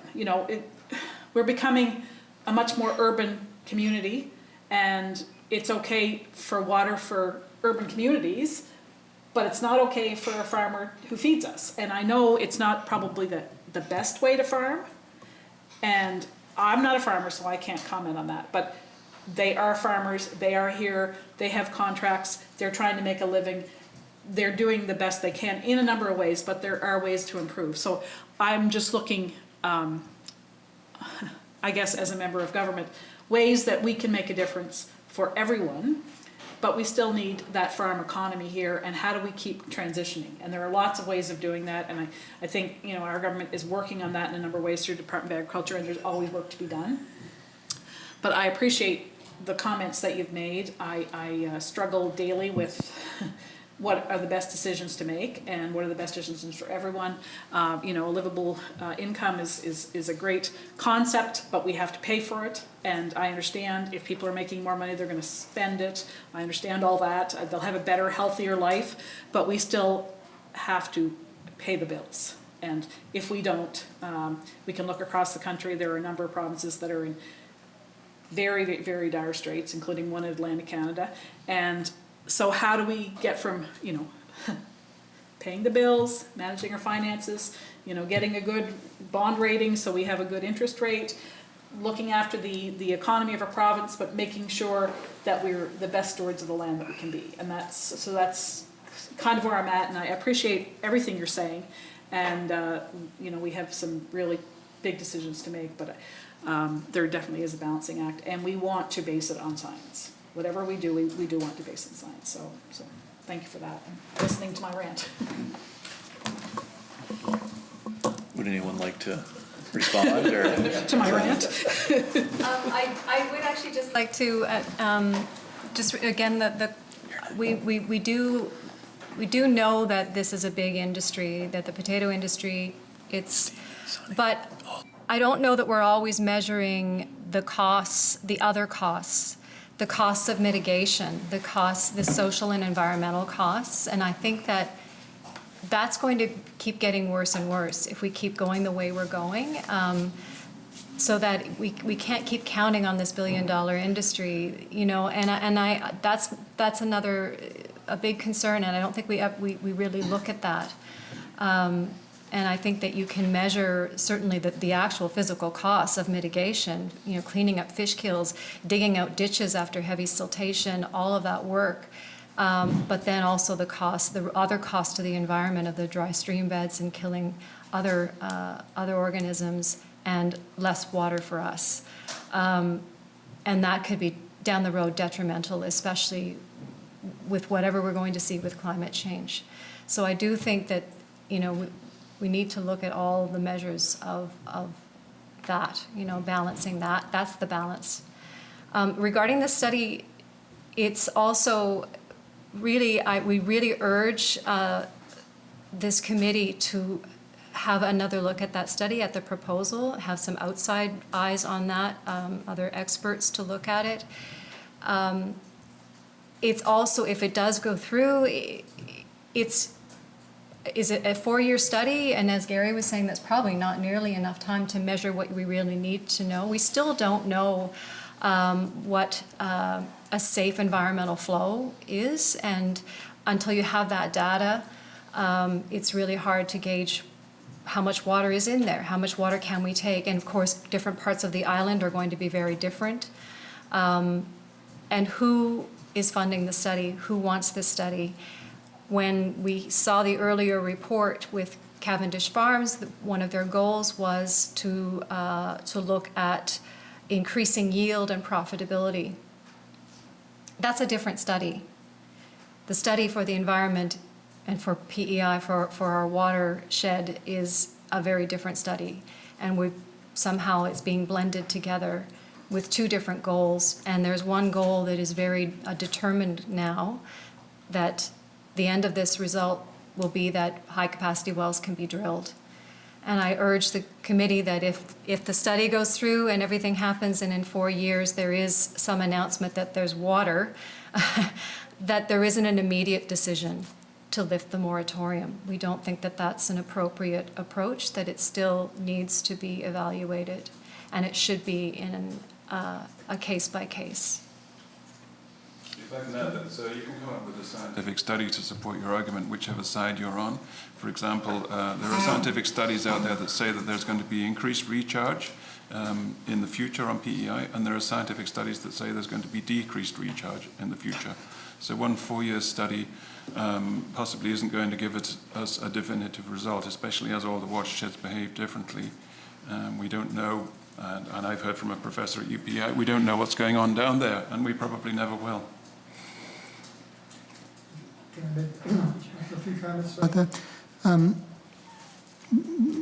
The context of research and the values related to research are really important. I mean, we really want to believe that we can have objective and impartial research that we refer to. I've heard many references to the science. We're going to get the science, and the science is going to give us a definitive answer to these questions.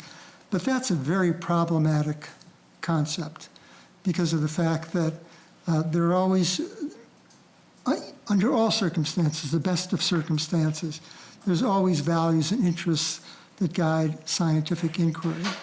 And the whole question of what the intentions are about how that information is going to be used. And part of my background and concern comes from a long history of involvement with the Winter River watershed. And I was one of the founding members of the Winter River Tracadie Bay watershed group. And at the time we started in 2008, people living in the city of Charlottetown did not know where their water came from. And over the course of a number of years, there was a lot of awareness that was raised about that, and a lot of awareness that was raised about unsustainable extraction on the Winter River and all of the problems that resulted from that. But during all that time, there was never any, we saw a lot of problems, but there was never any acknowledgement by any level of government that there actually was a problem on the Winter River. And these dry stream beds that we have talked about and have become part of the regular feature of each year were often kind of normalized as just what happens, or sometimes even with statements by people in the Department of Environment, well, you just can't save them all. You know, some are going to be sacrificed if we're going to meet the needs that we have for water, the needs that we have for water, not for agriculture, but for the municipality. So this is a real issue. I mean, if there's problems in identifying that there are problems, and if you're, and who has the position to be able to identify those problems, then the way in which the data that comes out of a study is used becomes something that is really questionable. And if you do have a stated intent that one of the things that you want to do is to improve productivity of a crop, and at the same time you're also trying to establish what's a safe environmental flow, how much can you take out of a waterway and still have it be safe, well, it really does suggest that what you're trying to do is kind of walk a fine line of using kind of a risk management approach, and that you're just trying to make sure that you don't run into that situation. So anyway, that's a bit of the context and the values surrounding the science that make me concerned about the study and the outcome, whatever outcomes this study would show. Stephen? Thank you, Chair. So yeah, thank you for coming in today, guys. Wonderful information, and that statement that water is life, absolutely. And I think that's kind of at the heart of why this is such a contentious issue for islanders. What the industries that are seeking these high-capacity wells would like to do is gain public trust in the process, or the science rather. And when Dr. Van de Heuvel was in here, I questioned him on whether climate change would be factored into any of this analysis, that where he was confident he would be able to come out with a result that said there was either plenty of water or not plenty of water for us to go ahead and do this. And he said no, because as Andrew Lush mentioned, models might say that there's more recharge, models might say that there's less recharge in the future, so why bother including it? And I've heard Anne touch on the precautionary principle, and when we're dealing with something that is so deeply connected to every islander, we have to apply that precautionary principle. And so I'm just wondering, this might be more, might be less notion. Would the coalition be more comfortable with any sort of study that moved forward when it was always applying the precautionary principle? We believe that we should constantly be studying because, of course, things are constantly changing. So we do believe in a study, but with, I mean, I think my other colleagues can probably answer this better, but I mean, we certainly don't think that we should stop looking for more data and more information that will help guide us. But we also need to be looking at what the results of that are going to be and whose vested interest there are. But also mitigation. I didn't hear in Dr. Van den Heuvel's proposal that he was talking about any kind of precautionary or mitigation plans. The opposite, he was actually talking about almost having to cause the problem so that you can find out where the problems are. So that is a concern. But if someone else wants to speak to that. Yeah, I think that, and that's a good point. I think that I think that applying the precautionary principle, to be honest, I'm not 100%. I don't know for sure how that could be applied in that circumstance.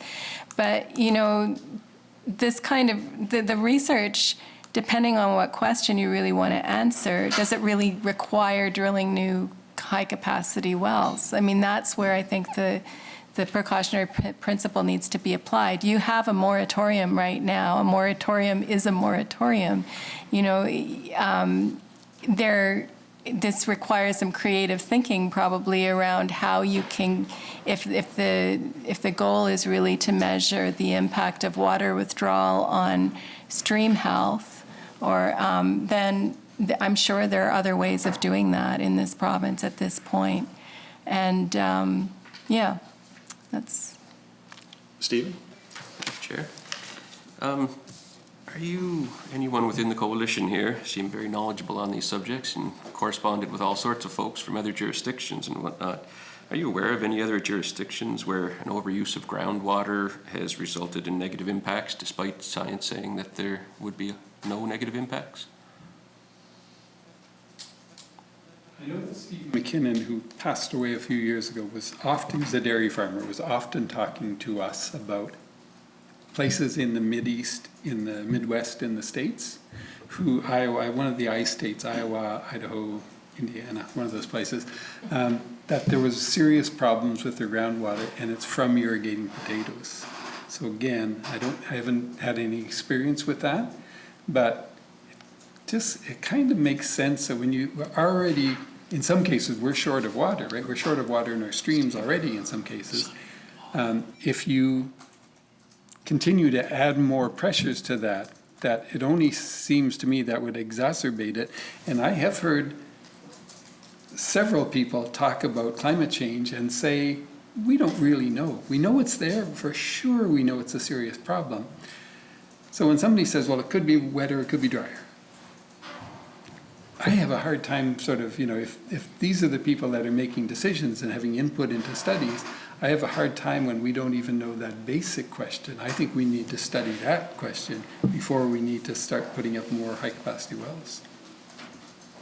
And that is related to the precautionary principle. I mean, the precautionary principle would dictate that you just don't do this study because we don't have enough information to predict what would happen with that kind of withdrawal.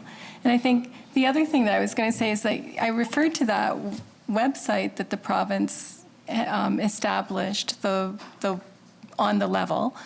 during the consultation period for the regulations. And, that was one of the questions. I've heard that the question was framed something like, I've heard that, there are terrible water shortages in other places around the world, California, wherever. Should I be worried? And the answer was like, no, you shouldn't be. That is counter to the precautionary principle too, and is really misleading. So clearly there are other places in the world that have experienced, despite good intentions and despite recognition of the importance of water, they've run out of water because of intensive farming practices. And we need to learn a lesson from that. Stephen? Thank you, Chair. Yeah, it's a valid point, Anne. All through history, we've seen civilizations rise and fall pretty much on their soil health, and irrigation is one of the last things that the civilizations would usually try. So it's definitely mitigating that path that we have to work towards. I've also heard you speak. You kind of preempted my question, but I'd like to dig into it a little further. Gary had mentioned he's dealt with farmers whenever he was dealing with water quality issues, and most of the farmers were on board with trying to get all the mitigation efforts in place and follow all the rules, but there was just a few bad apples, if you want to call them such, that it was hard to put your thumb on and prevent them from taking the actions that are causing all the fish kills. In this case, Anne had mentioned as well that we did ask the question of the PEI Federation of Agriculture of how many members are looking for deep water wells, and they had no information on that. And I'm wondering if I'm not really wondering, I know that that's because of what Gary had mentioned, the farmer that called him up and said, don't give them access to it, but don't tell them I said that because I'm worried about losing my contract. So it seems like really important information for us to get of who's asking for these deep water wells and how many there's going to be. Probably even more importantly, of who is asking for it is how many. So do you have any thoughts on how we could get that kind of information? Perhaps an anonymous survey, or any thoughts from all of your experience through the years? It makes me nervous that you would have to do it anonymously. But again, after this fellow called me up, it just seems like in this day and age when we have to hide things like that, but I totally understood. I think large corporations tend to be vindictive companies. Not all, but in a lot of cases, we've enabled them to act like they can act, right? So we know that this is coming from the Irvings. We know from Cavendish Farms. We know that the pressure is on from that. They stated that when they came here and presented. We seem, again, that's why I said we're at a crossroads. We seem to be we have a choice. We can sort of go to a more and more industrial model, or we can support small scale to mid scale to actually some very large scale farmers who I think are doing quite excellent work. Again, I know farmers that are really exceeding all the provincial regulations, right? I always say they're doing a community service. The person who's not even meeting those regulations is really doing a disservice. So who do you want to support in those areas? And I still think again, there's some large farms that are very well run for sure on PEI. And again, my family came from hardscrabble farms on the prairies in the Depression. So, and my uncles and cousins and stuff still farm there. So it's not anything against farmers. We're just looking at how to make this place a better place. And I think New Brunswick is not a good example to emulate, where you have really one or two large corporations running a province into poverty. And, I've seen this happen with a lot of pulp mills in Newfoundland. Generally, big companies don't care about where they are, right? We've seen that with McCain's, who said, we're not getting our needs met here, we're leaving, even though they'd had a ton of money put into their pollution control and stuff like that. But most companies, I assume Cavendish Farm will move to Manitoba or Alberta, where they might be getting their needs met. And I really don't think they'll care all that much, right? Again, it's sad to say that, but that's a corporate history. These are not small companies who have loyalty here. These are companies that are there to respond to making lots of money. That's what they're trying to do, is make as much money as they can. You know, if Irving said, and actually years ago, one of the environment ministers said, I'm going to try to get Irving's to actually pay extra percentage to per hundredweight of potatoes if you meet all these conditions. If Irving said, you know, no more fish kills, you have any fish kills, you're off the ticket here. And if they said, you know, we need a 3 or 4 year crop rotation without exceptions, whichever is appropriate, they could drive those policies. Again, they set the contracts, right? But they're really, I mean, again, not to demonize them, they're doing what we allow them to do. But I think if we think there's a great deal of loyalty there to our soils, to our people, I'm not sure that's a good bet on things. That was really a rant, but. I think it's important to note too that the Federation of Agriculture, who's promoting, you know, the study and calling this discrimination that they don't have access to high-capacity wells, is one of the island's farm organizations. The National Farmers Union has been asking for the moratorium to stay in place. They've been speaking out against the large holding ponds. They're members of the Water Coalition, and they may not be as big as the Federation, but the Federation's numbers are also, you know, they're pretty big because they include all the commodity groups, and of which some of the NFU members are members. So I think that's one thing. There are farmers who have taken a very strong position against the moratorium being broken, and done so in a very public way.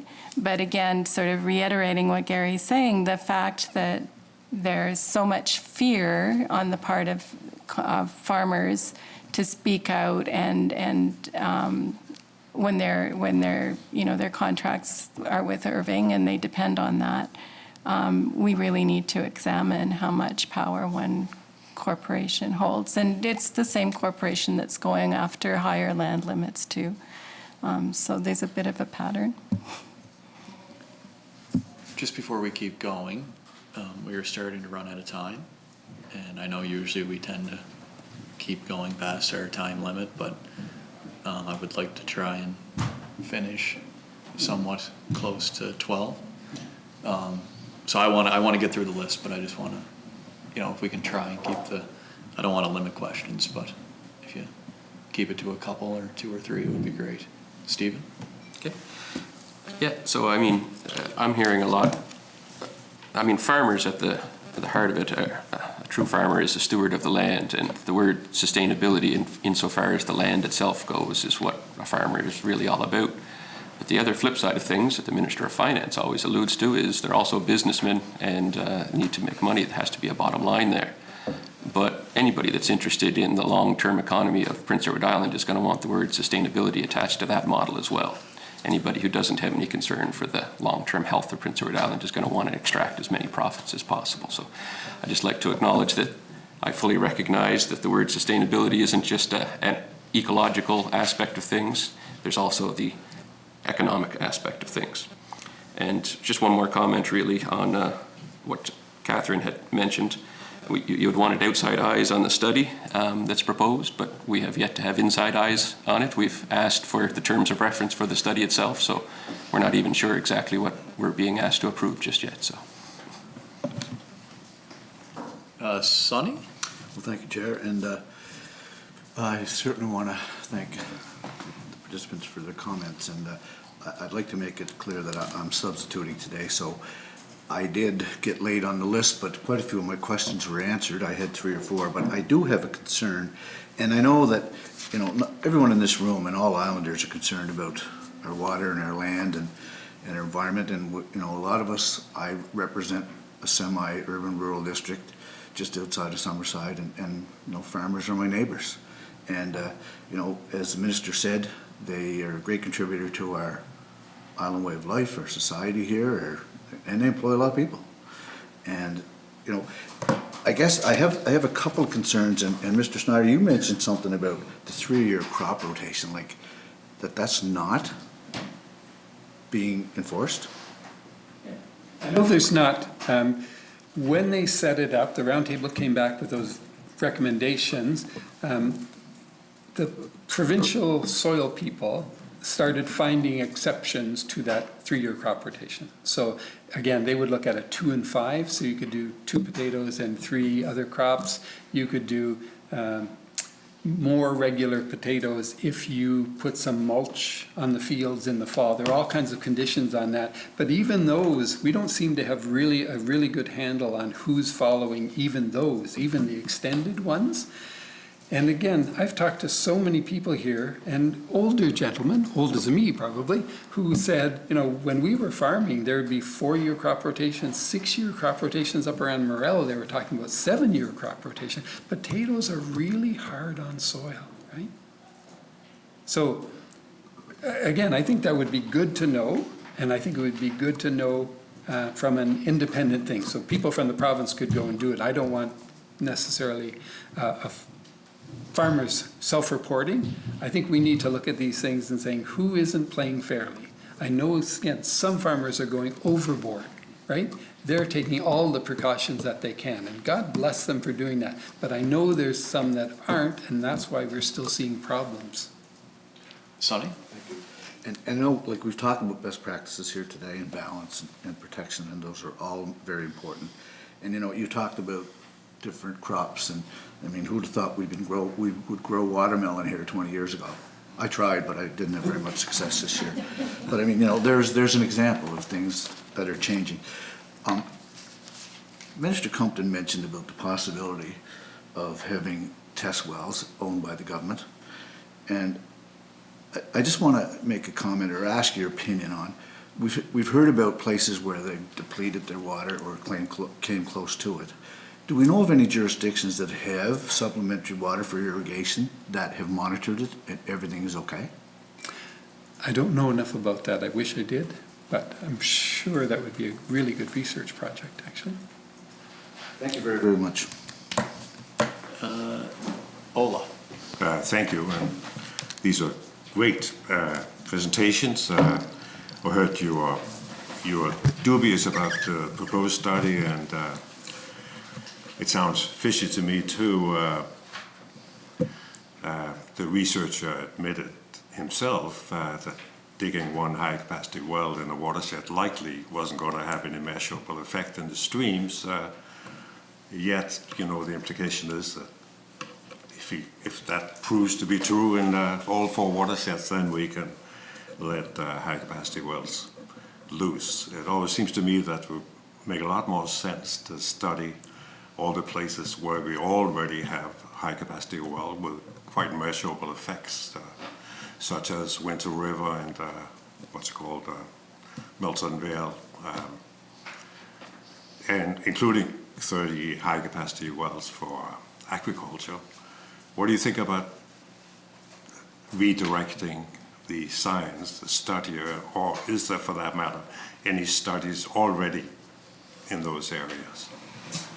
Dr. Vandenheuvel has been doing studies at the Miltonville site. I don't know if anybody has more information on that, but he has been collecting data on that, and that study is ongoing.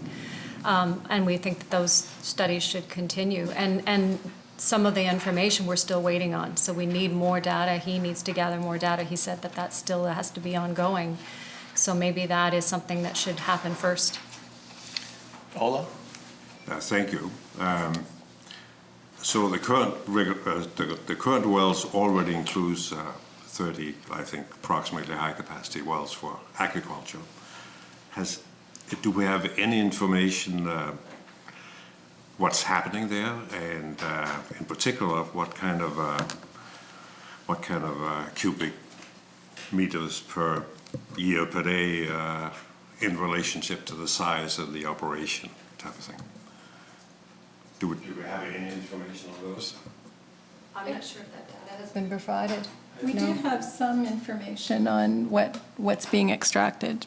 Andrew knows more about that. The maximum permissible extraction rates for each well, they're on the government website, but I don't know how many of them actually are metered. I'm not sure. And we don't have reports from the farmers saying what their yield is in those areas. Ola? Thank you. And you mentioned kind of having the possibility of some kind of allowance for withdrawing water. Have you considered, is there some areas where you're allowed to draw a certain amount per acre? It seems to me like a small percentage. If you have a 3,000 acre farm, you should be able, if you're allowing any kind of withdrawal, you should have a higher rate if you have 3,000 acres. If you only have 50 acres, it would make a difference. I think as Gary was saying that, part of the problem is the larger fields. So the larger fields are drier. So they're, of course, going to want more water, but the problem's already been exacerbated because you have a bigger field. So you're not solving the problem. Ola? So they're basically creating their own problems, if you will. They've created their own problems. So we did speak about pesticides and nitrates in the water, which I think is a real problem, and I think the Water Act is completely lacking. It doesn't even mention those things, except that you kind of have to, you're not allowed to clean out the pesticide canisters on your land or something like that. Is this the place where it should be included?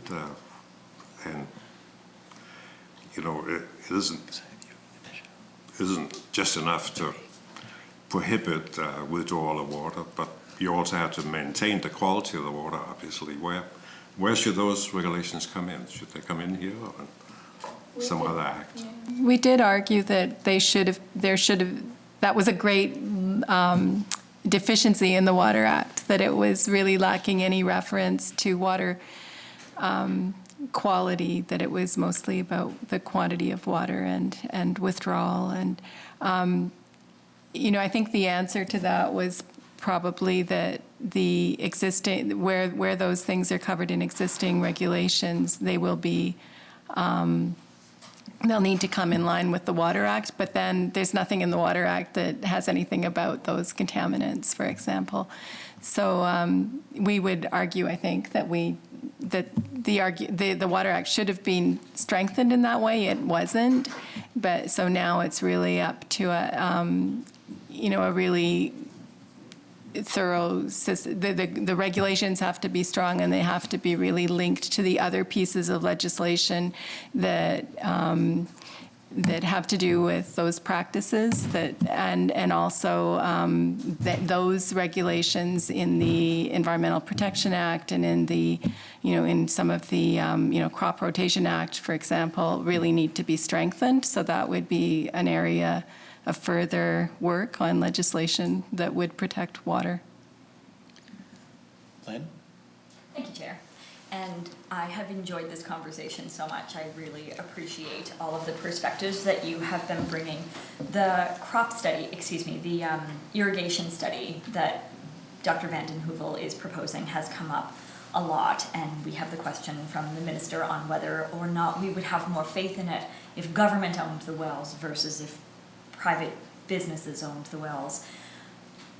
I feel like studies and the answers you receive from them are so relevant to the question that you're asking. And to me, the question that we are asking with this study is not yet clear. I am less concerned about who owns the well. I want to know, what are we trying to find out? My colleague drilled into that quite a lot with Dr. Van den Heuvel and with the Federation of Agriculture, and we still don't have that answer. So who owns the well is not my primary area of concern. Whether government owns the well, and we have another moment like we did with the Dug River, where we know we're causing problems and we allow it to happen anyway, or whether these are owned by Irving, none of this is going to change my perspective on the merit of the study. I have not yet seen terms of reference for this study. I don't know the answer we're trying to find. What is the question that we are looking to solve? It is my perspective that we are regularly asking the wrong question on this topic. I think the question needs to be, how are we going to ensure agriculture is sustainable into the future for PEI? And That's not the answer we're going to get from this study. We are not going to have a pathway forward. It is my opinion that what we need to do is proclaim the Water Act. I think the moratorium stays in place. I think we move forward. And then we have a second conversation around sustainable agriculture on PEI and what that looks like, what it looks like to talk about farm size, what it looks like to have, as my colleague mentioned, a comprehensive study on crop opportunities and challenges for PEI in the climate that is anticipated for PEI. We can have all kinds of conversations on whether or not drawing from a well most of the year is going to cause degradation. But if the science is telling us that russet burbanks simply don't perform well in the heat that is expected in our climate, we've asked the wrong question. We haven't created a more sustainable agriculture for farming. A more sustainable agriculture into the future, and we have not secured the future of farming. And I think we all agree that's something we need to do. We all agree on that. We need a sustainable agriculture into the future. Why we would do this test, someone is going to have to convince me of what information we're trying to gather. So perhaps the minister would like to offer an intervention because they've been talking about this in cabinet, as she alluded to earlier. What answer are we trying to find? Do you want to give an intervention on that? I don't. I'm not the Minister of the Environment or the Minister of Agriculture, so I don't think I'm the right person to speak on this. Fair. Lynn? Thank you, Chair. So I genuinely believe that what we need to do at this point is proclaim the Water Act and go forward. I think the secondary part on that we need to do is have a serious conversation about sustainable agriculture and what that's going to look like. I think access to water is part of that story, I do. But I also think a genuine understanding of what crops are going to do well in PEI into the future is part of that story. I think cover crops is part of that story. I think soil organic matter is part of that story. I think finding creative ways to use agriculture to sequester carbon and move us forward on climate action is part of that story. I also think paying farmers to do that is a key piece. And I'm just wondering how the Coalition for the Protection of PEI Water feels about the idea that the next major conversation we need to have as a province is around an irrigation strategy and a sustainable agricultural future for PEI. Does anyone want to comment on any of that? I think one of the things that's been mentioned is that there's been far too much separation of the water issues and the land issues. So the fact, all the things that aren't mentioned in the Water Act are a reflection of that. So having conversations about water that focus exclusively on water quantity and how much water quantity can be withdrawn without considering the broader context of what happens on the land and what should be happening on the land and what's sustainable in terms of what's happening on the land, is not a complete answer to the kinds of questions we should be asking. And I think the kinds of questions that you're asking are really good ones. And that's the context in which we can be talking about water withdrawal, the context of a sustainable approach to agriculture, but not in the context of maintaining an approach that is not going to be sustainable into the future. I'd like to just add to, and it's something that I've brought up before, is that current legislation, and not just on PEI, many jurisdictions, looking at extraction, it's often looking at how far we can stress the system before damage will occur. And there's always some kind of measurement that says, right now PEI for the stream levels, it's 70%. That we can stress the stream enough, we can withdraw 70 and leave 70% before we do irreparable damage.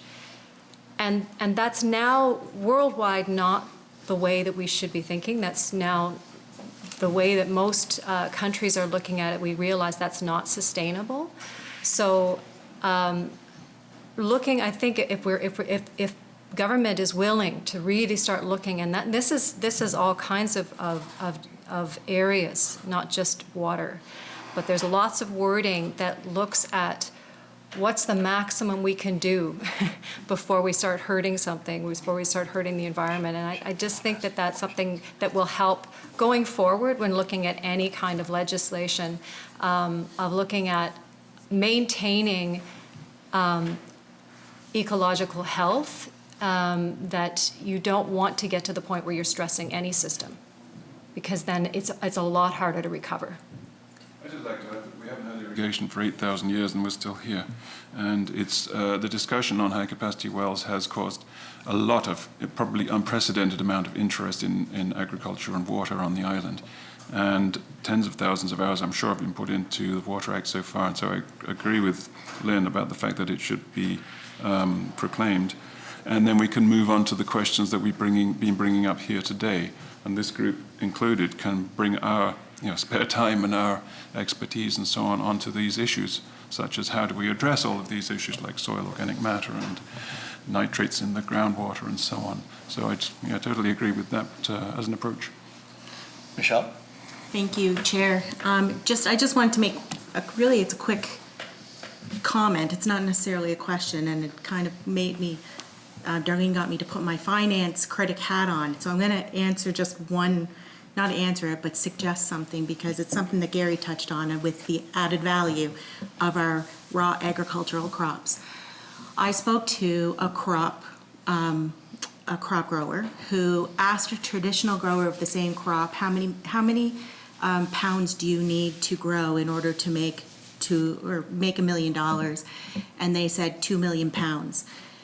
Because this farmer actually does added value products from his own products, he only needs to grow 50,000 pounds in order to make that same amount of money. So I think it's extremely valuable that we aren't just talking about what's the raw agricultural product bring into our treasury, into the purse. I think we need to actually look at where does the value for our livelihoods of farmers reside. Our corporations are squeezing our farmers for every last penny of margin, and that is not a way to thrive. But when you can get out from underneath that corporate structure where farmers are part of that added value process by building supply chains, by building ways for them to sell to somebody else that's not going to squeeze them for every last penny, is the way the government needs to go. It's not about what is the raw dollars that's sitting in the purse. It has to also be married up with how our farmers are thriving at the end of the day. And if we can find ways for them to not be into low margin products, which is basically what French fries are, and I'm not saying that we shouldn't grow potatoes, and I'm not saying chase a corporation out, but if that corporation's not looking out for the best interests of our farmers, then we have to ask for better. And if we're not asking for better, we're not serving our farmers the way that we need to serve them. And so I didn't really have a comment, but Gary, you brought that into the conversation. I appreciate that, because I think that's where we need to go, is really looking hard at our added value products and our supply chains, because that's where farmers are going to be successful. It was eye-opening. I went to the Netherlands a few years ago to visit my partner's family, and they're tiny farms. And they're not poor farms, right? They're tiny farms that look like, they might not have every bit of equipment, but that's a small land base. And they just said, we're going to have these small-scale farms. And they seem to be doing quite well. They've got lots of money in their coffers. I don't know about now after the pandemic, but it wasn't a poor country, very much agriculture-based. And I thought that's a totally different, because they add value to products and they don't just grow a product and ship it off. Again, it's like growing pulp. You can't afford to grow pulp. You can afford to grow high value things, but you cannot grow the lowest common denominator as far as what you're going to get back for that product. I think it's, and related to that, and related to your comment about supply chains too, I feel like that one of the lessons from the pandemic is maybe how foolhardy it is to depend completely on producing something for export. And we have the new school food program in PEI where we're actually, I hope, using locally produced food to feed children in schools. We could be expanding that kind of local procurement. We could be investing in supports for agricultural producers to process and distribute food in Prince Edward Island so that people in institutions like hospitals, prisons, universities, and schools eat the food that's grown and processed here. And nursing homes. And nursing homes. Lynn? Hospitals. Thank you, Chair. And I appreciate this. It's just a final comment on this, but I am very concerned that there's such a push behind the scenes with Cabinet, with the Irvings, to have these test wells done, and we seem to be finding, or trying very hard to find a way to validate doing it when we yet don't know what answer we are trying to get. I don't know what the question is. So I hope before any of that happens, we do receive the terms of reference and have a clear understanding of what we're trying to find out that we don't already know. It is my hope that we will have an opportunity to review the recommendations that you have put forward on how to improve the regulations as they exist. I look forward to going through that and having a discussion with the committee on what we will be presenting back to the House at the end of this. But it's my hope that we are going to just get the Water Act proclaimed and then start with the second series of questions. So thank you for your time today. Darlene? Thank you, Chair. First of all, to Lynn, there has been no discussion in Cabinet about the Irvings, and unless you have information that I don't, and I'm a Cabinet member, I'd like to clarify that there has been no discussion with the Irvings in Cabinet. Since that's directed and you can respond to it. Yeah, again. Lynn? Thank you, Chair. So to clarify, I was saying the conversations that are happening in Cabinet and the conversations that are happening with the Irvings, that's happening publicly. They are clear that they would like. That's not what you said. So I'd just like to clarify that, but I'm also going to say government is committed to the protection of water, and the moratorium will stay in place when the Water Act is proclaimed. What we are concerned about is the fact, and I know the coalition is supporting keeping the moratorium in place, and I understand that, but it's a moratorium against one sector. So it shouldn't matter who's using the water. If we're going to have a moratorium on water, we need to have a moratorium on water, but we're looking at just one sector, and it's concerning, I guess is the way I would put it for government. How do we deal with that? Because really they're saying, well, you're not treating us fairly when we can drill high capacity wells to ensure municipalities have water. Cruise ships can come in and take water. We're watering golf courses, and some of my colleagues said, well, we don't have to do that anymore. Well, we need tourism here, and they want to come and golf. So it's a fine balance, and it's a balance between human needs and ecological, consideration, and what is important for both, islanders. We all know water's important. No one's going to disagree with that. But as government, we are looking at fairness, and you can say, it's fine if we do high capacity wells for everything else, but we're not doing it for agriculture. So that's a concern we have, and we want to look at science, and you can say science can go either way. Well, I would say then it's opinion. It's your opinion and someone else's opinion. We need to look at that, but we are looking at science-based data, and you could agree with it or disagree, but it is science-based data. And there are things that I totally agree with, everything you're saying in a number of ways about sustainability, ensuring that we're stewards of our land, diversifying our crops, that's all important, but we still right now do have a commodity farming sector to the province, and we have to figure out how to make that work, how to ensure that all of those farmers are able to grow their crops. It's probably not the best case scenario, we would all agree with that, but how do we get away from that? And maybe keeping that moratorium on high capacity wells is the way to do it, but we still want to look at the science. So I think that we would argue that it does matter who uses the water and how it is used. And I think that's what Catherine referred to in her first comments, that all uses of water aren't equal. So we would agree, golf courses and car washes, some kinds of aquaculture, cruise ships should not have access to our water. There are kinds of extraction that really take water out and don't contribute to the recharge.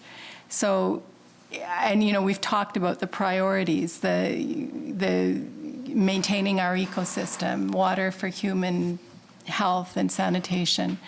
So I think, that is the argument we've heard, that this is a discriminatory moratorium. But we don't agree with that. We think that, if we shouldn't be supplying water to golf courses. We should be promoting conservation. But I think that there are arguments against the fact that this isn't discrimination. Darlene? I'm just going to comment, and again, it comes back to balance, because we can say the influx of tourists we usually have in PEI is a huge, burden on our water. Do we want the tourists to come for the economy? So again, it's about balance, and I can respectfully agree to disagree, but everything we do has a positive and a negative effect, one way or the other. And that's what we as government are looking at. And we have, millions of tourists that usually come every year, and they're impacting our watersheds and the amount of water we're using. So do we close the door to that? Do we not want the cruise ships here? Do we not want to have world-class golf courses to draw people here to see the beauty of PEI? Those are all balances that we have to look at. So that's just the comment I'd like to make. So. We don't know who is asking for high-capacity wells other than the Urban Corporation. So perhaps that means the question is moot, because we don't, we're not even denying the high-capacity wells to farmers, because they're not even the ones asking for it until we find out. It's one corporation, and their motivation appears to be to increase their yield and their profitability. So I don't think that puts them on an even playing field with other users. I'd like to just add. Sorry, we do have. Oh, Do you? no, go ahead. Okay. No, go ahead. Just very quickly, just about the balance.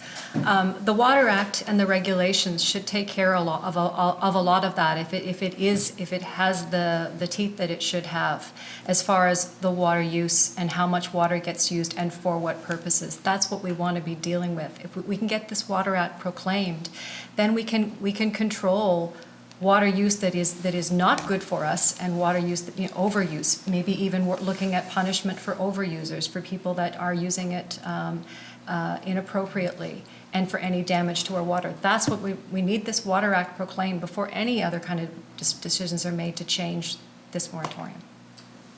Just one more thing, that the core of conservation being at the core of all of this, and about the unfairness among users.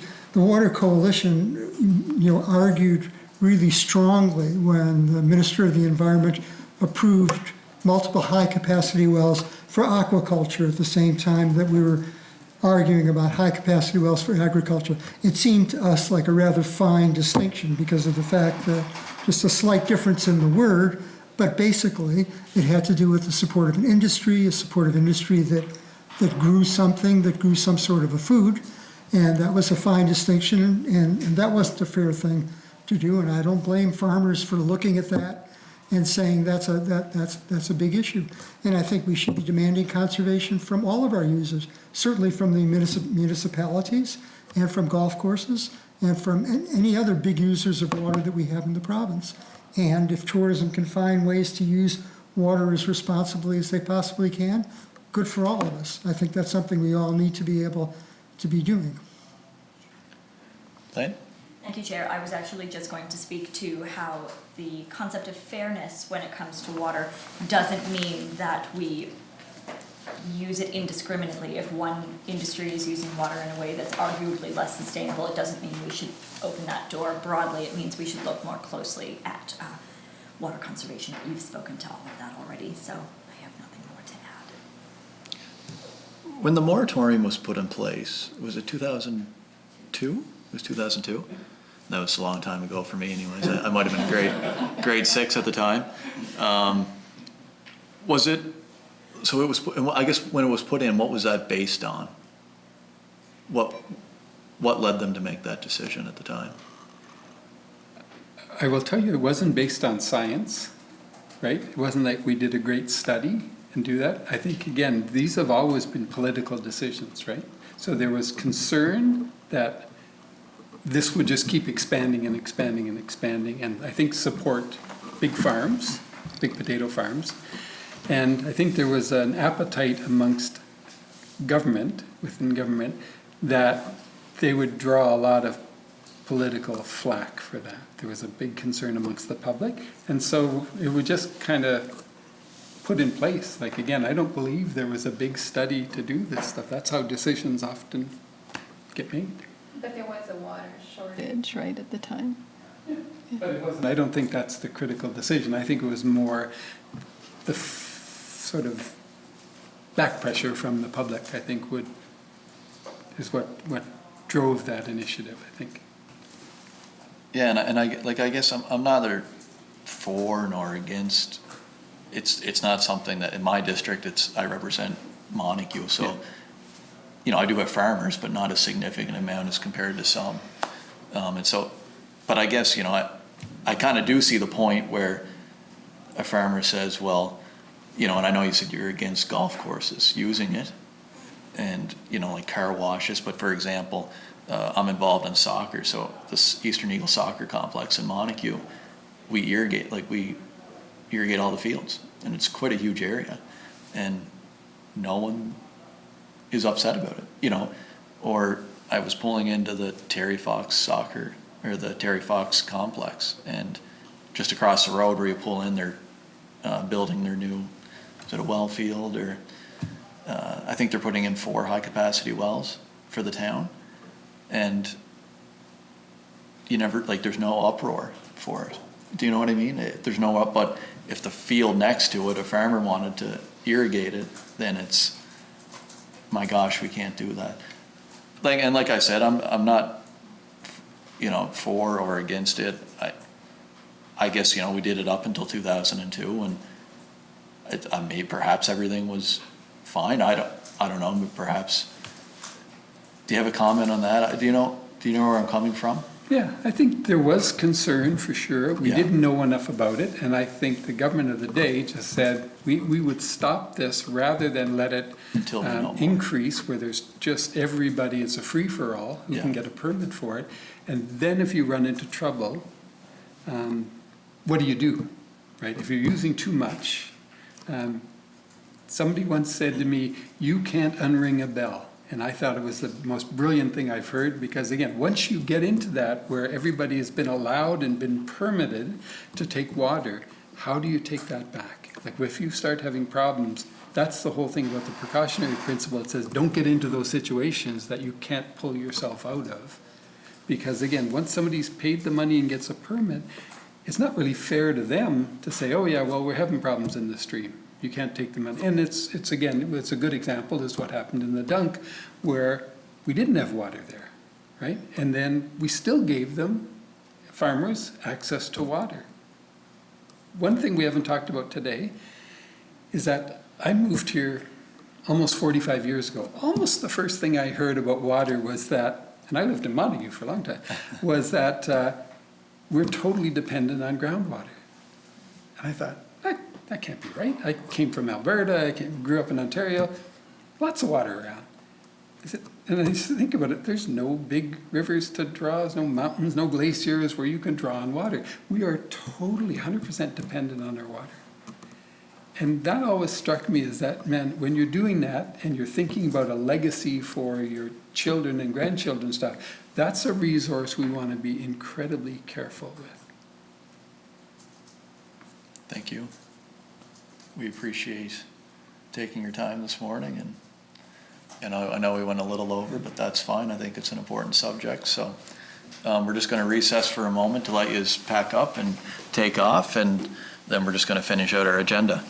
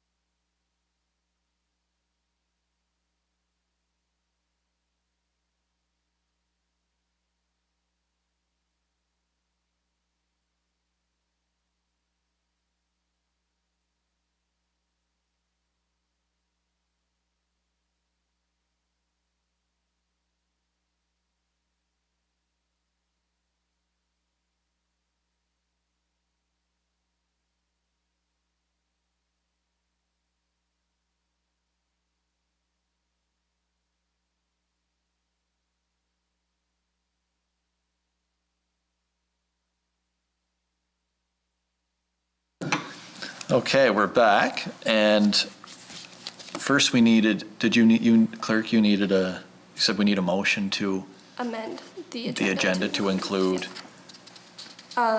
review of correspondence. review of correspondence. So moved by Lynn. Okay. Thank you. All right, so review of correspondence.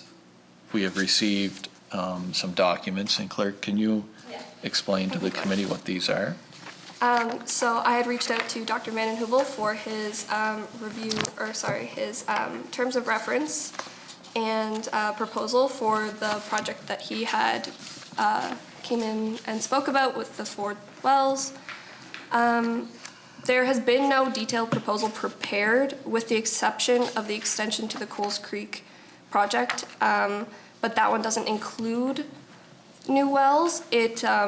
If that project that he was speaking on gets approved, it'll be a merger of projects. So the Coles Creek breakdown that you have there, it will be expanded to include the new wells that were spoke about. And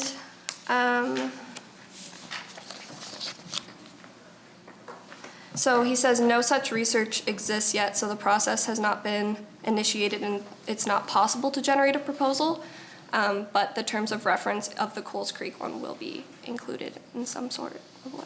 If that, I know that's hard to explain, sorry. Sonny?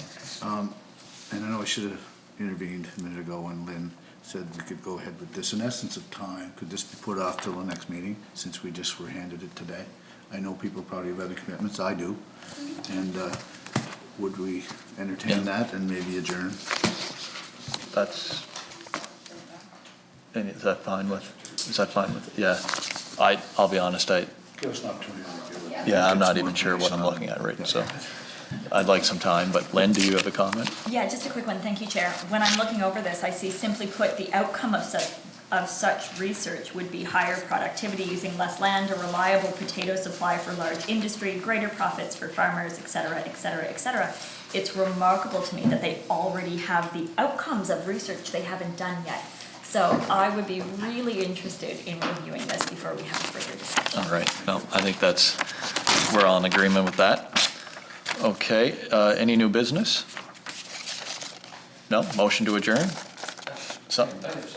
Oh, okay, sorry, Stevens? Yeah, so I would just move that the committee write a letter to the Departments of Agriculture and Land and Environment, Water and Climate Change and ask for some of this information that the Federation of Agriculture said they didn't have, just to find out if perhaps they knew how many farmers were in favor of high-capacity wells, how many want them for their farms. Just any sort of information relating to this from either of those departments. Sure. So is everyone in agreement? We Sonny? had it for a presentation, they didn't have that information, so are they gonna have it? Like, is it information that's The available? Federation of Agriculture? Yeah. The Federation, and you're saying, So Stephen, you're saying right Sorry, okay.